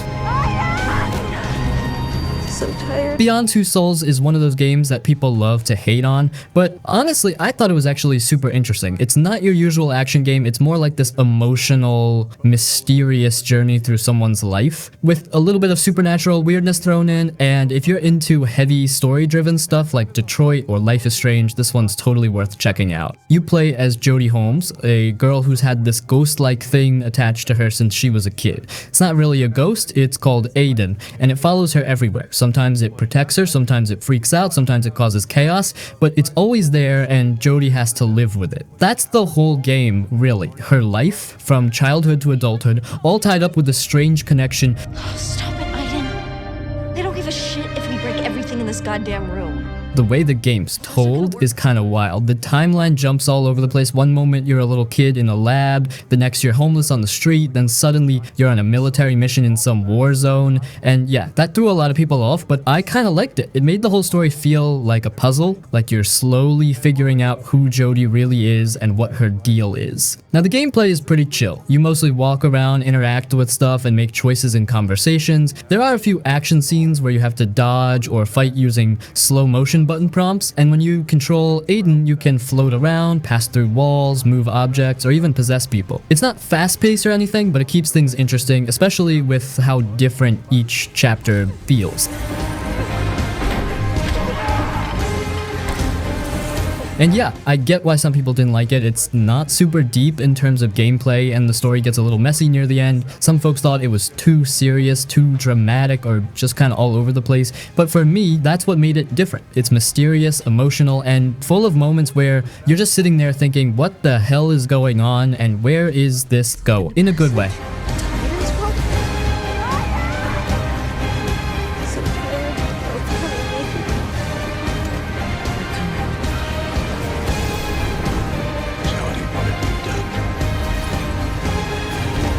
Tales from the Borderlands. Tales from the Borderlands is honestly one of the best things Telltale ever made. And yeah, I'm saying that even with Walking Dead and Wolf Among Us on the table. Like, this game, it's got heart, it's got laughs, it's got moments that'll low-key catch you off guard emotionally. And yeah, it's set in the Borderlands universe, but you don't even need to be a big fan of the main games to love this one. It stands on its own. You play as two main characters, Ryse, this wannabe corporate dude who works for the mega company Hyperion, and Fiona, a street-smart con artist from the planet Pandora. They're both telling their own version of the same story, and neither of them is 100% honest, which leads to some hilarious, wait, that didn't happen kind of moments. That setup alone keeps things fresh the whole way through. You're only going to get yourselves killed, or worse. The tone is straight up fun. It's goofy and fast and super well written. The humor actually lands, like laugh out loud funny at times, but it never feels like it's trying too hard. It's got that Borderlands vibe, loud, sarcastic, kind of unhinged, but this time with a way more focused story and actual character growth. And yeah, it's a Telltale game, so it's all about choices, dialogue, and those big oh no moments where you have to decide something fast and live with it. But compared to other Telltale stuff, this one's way more stylish. This scam was our biggest yet. What really hits though is how much you end up caring. Like, yeah, it's funny and chaotic and full of dumb jokes, but underneath all that, there's a real story about friendship, trust, betrayal, and growing up in a world that's pretty much garbage. By the time it ends, you're like, dang, I wasn't ready for the feels. Tales from the Borderlands didn't get enough attention when it dropped, but it's honestly top-tier storytelling, not just for Borderlands fans, but for anybody who loves good characters and a wild, fun ride. It's one of those games that people always end up loving after they try it. Quiet all of a sudden.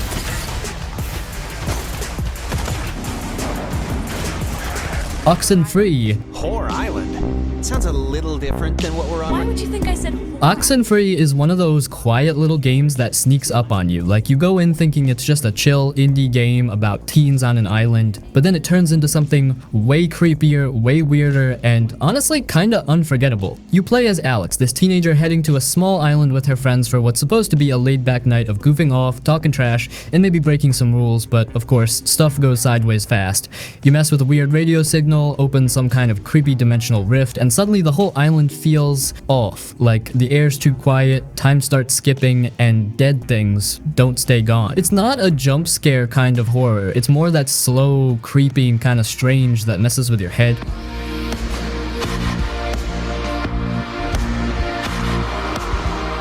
The gameplay is super simple. You walk around, explore, and talk, a lot of talking, but it's really well written. The way characters interrupt each other or change tone mid-sentence or go quiet during heavy moments, it feels real, natural, and the choices you make in conversations actually shape how your friends feel about you and how the story plays out. Like, not in a huge dramatic way every second, but slowly, over time, little things build up and change how it ends. Yeah, fun. An excuse to hit run. Hey, I'm the truthiest truth. Whoever All right, let's just get on with it. Okay, so? The best part though? The vibe. This game is all about atmosphere. The art is simple but beautiful. Soft colors, foggy trees, creepy abandoned buildings. The music's all glitchy and eerie and kinda lo-fi. And that radio mechanic, it's not just a gimmick. You tune through weird frequencies and sometimes you'll catch ghost voices, static messages, or music from somewhere else. It's unsettling in the coolest way. Yeah, tonight's not exactly what I expected. Oxenfree isn't long, you can beat it in 1 or 2 sittings, but it sticks with you. It's simple, it's strange, it's emotional, and it nails that feeling of being a teenager where everything feels like the end of the world and then suddenly it kinda is. You like story games with weird supernatural stuff, cool vibes, and characters that actually feel human? This one's worth your time. Just grab some headphones, turn off the lights, and let it pull you in.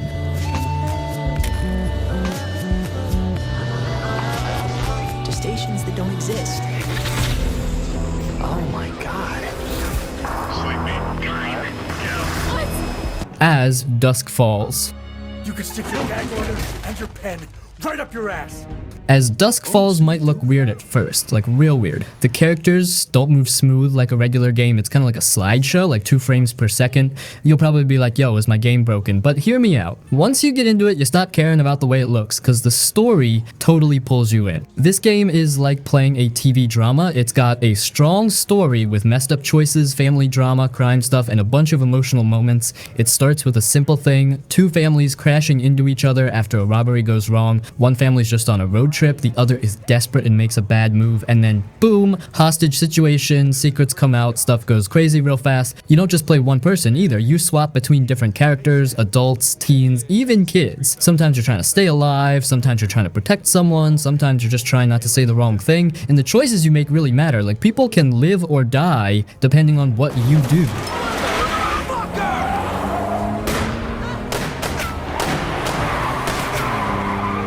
Yeah, there's no running around or shooting or puzzles, it's just you picking what to say, what to do, and watching the story play out.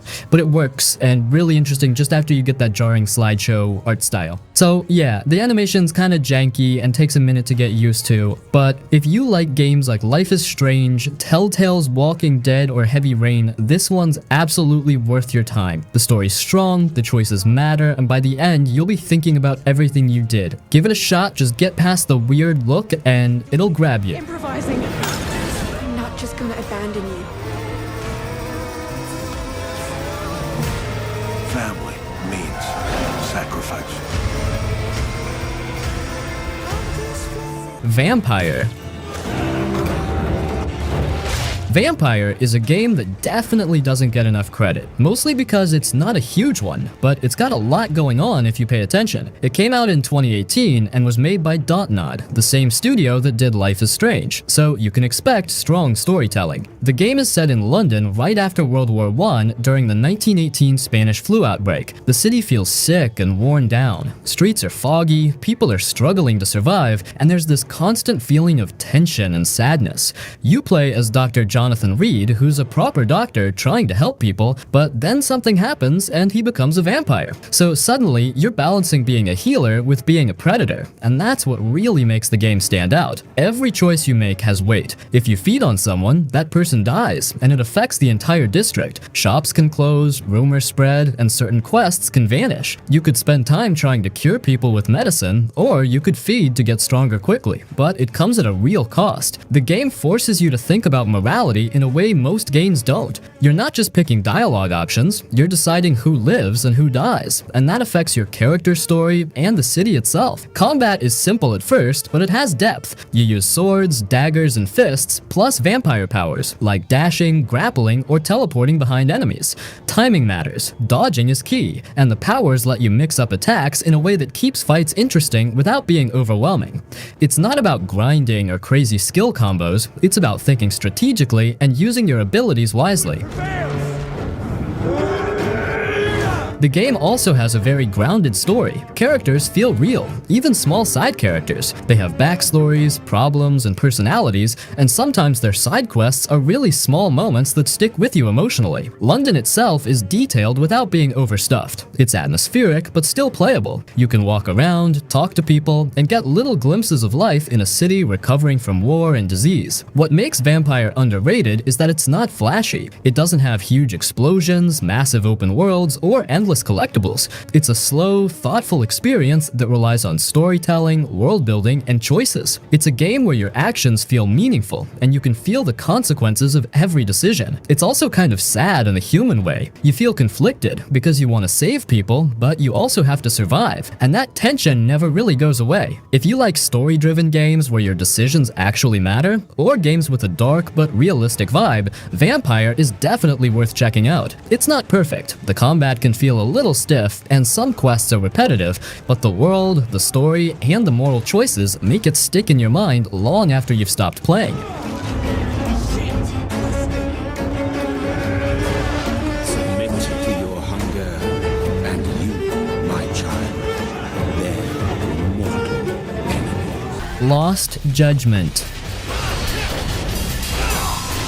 Lost Judgment is such a strange mix, in a way that actually works. You play as Yagami, the lawyer turned private detective guy, and the game opens with him diving into this high school related case. It's mostly bullying, fights, and some shady adults involved. The story isn't trying to crush your soul, it's more like following the detective through a bunch of weird, frustrating, sometimes ridiculous situations, and Yagami's reactions make it feel alive. The city is actually one of the best parts. Kamurocho and Ijincho feel like living places. People talk to each other, events happen in the streets, and if you wander, you'll see small interactions that feel organic. You could be tailing a suspect and notice a street performer, some kids arguing, or a guy trying to sell knockoff merchandise. It's small stuff, but it makes the city feel like it's breathing, not just a backdrop for missions.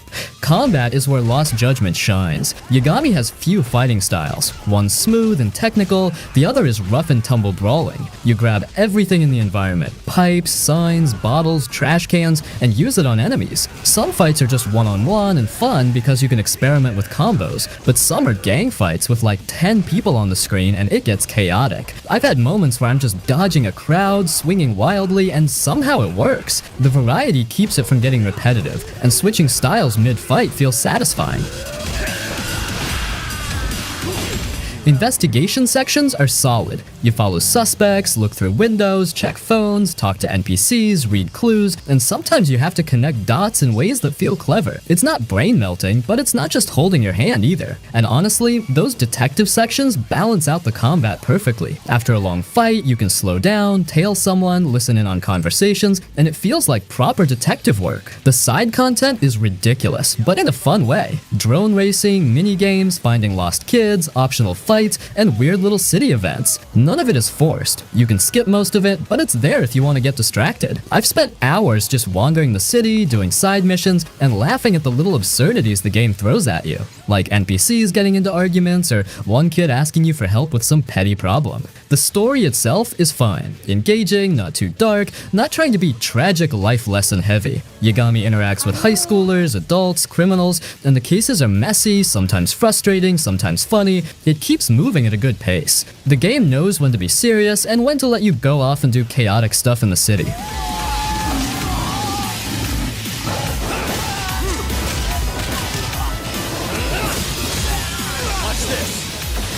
RoboCop Rogue City. Rogue City is one of those games where you immediately feel the vibe of being a walking, talking law machine, and it kind of nails that cybernetic cop energy. You're Alex Murphy, aka RoboCop, and the game throws you into Detroit, which is a city falling apart. Gangs, corruption, crime everywhere, neon lights, rainy streets, and you're supposed to clean it up. The story isn't super complicated, but it does a solid job of giving you motivation without wasting time. You're not just wandering around randomly, you're a cop on the clock, balancing human morality and robotic law enforcement, and the city responds to what you do. What's cool about this game is how it handles the RoboCop powers. You've got your classic targeting system, slow motion aiming, scanning for enemies, and punching or shooting people with authority. But it's not over-the-top arcadey, it feels grounded in the RoboCop world. Shooting is satisfying, the punches hit hard, and the way the game blends ranged and melee combat makes fights feel weighty. There's a lot of enemy variety too. Street gangs, gangs, private security, bigger baddies, so you're constantly switching tactics. The city itself is kind of a highlight. It's dense, neon lit, and full of little details that make it feel like a real place you're patrolling. People argue on the streets, stores get robbed, and random events happen while you're on your missions. Sometimes I've just wandered a block and noticed a mini crime going down, jumped in, and felt like a true RoboCop. The verticality and alleyways make combat interesting too, like you can kick a thug off a ledge or punch someone into a stack of crates. It's messy, fun, and grounded in physics in a way that actually works.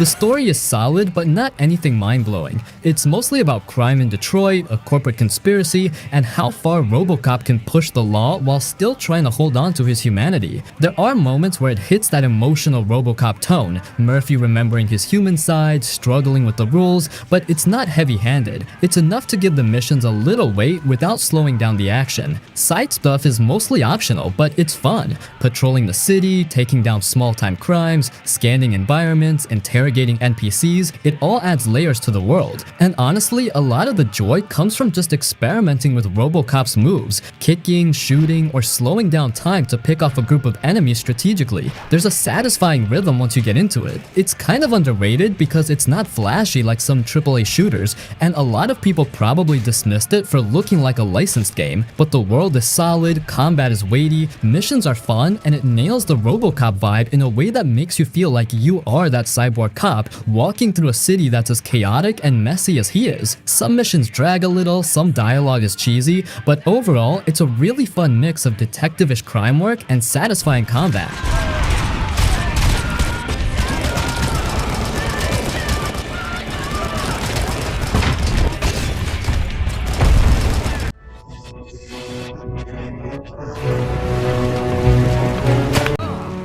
So, Eriksholm, The Stolen Dream, is a fairly recent game. Came out in July 2025, and it's basically an isometric stealth adventure game. It's made by a small team of 16 people called River End Games, and you can tell they put a ton of effort into it. The game takes place in a fictional Scandinavian city, Eriksholm, which feels like a mix of early 20th century Gothenburg and Stockholm. Streets, buildings, and the atmosphere all feel really deliberate and well thought out. You play as Hannah, an orphan who survives this plague called heartpox, and her brother Herman steals a cure to save her life. That kicks off the story, which quickly turns into a mix of conspiracy, shady politicians, rich business people, and some secret society stuff. You don't just play Hannah, you also get Alva, who can climb drain pipes, and Sebastian, who can swim, and switching between them is actually a big part of how you tackle missions. It's clever because each character skill feels useful, and the game encourages you to experiment with the three of them instead of doing everything the same way. The gameplay itself is classic stealth adventure. You sneak around, avoid being spotted, plan paths, and figure out how to complete objectives. The isometric perspective makes it easy to see everything and plan accordingly. If you get spotted, you restart a little before the incident, which is tense at first but ends up feeling fair. There are usually multiple ways to approach each mission, which keeps it from feeling repetitive. Eriksholm, the city, is probably the best part in terms of immersion. It's detailed without being crowded, you can see random events happen, and the streets feel alive. The visuals are Unreal Engine 5 level good, lighting and animations are solid, and the attention to detail makes the environment interesting even when you're just moving from one objective to the next. The story is decent, not overly emotional, not groundbreaking, just solid enough to make you care about what's happening. Political corruption, betrayals, and some moral questions pop up here and there, and it keeps you invested without dragging things down. The voice acting is good, soundtrack fits the mood, and the small details like how NPCs act or interact add a lot to the vibe. Overall, it's a niche game. Stealth fans, puzzle fans, or people who like small, detailed indie games will probably get the most out of it. It's not perfect. Some parts feel repetitive, some missions can be fiddly, but the mix of stealth, character switching, and city exploration makes it interesting in a way that a lot of isometric stealth games don't.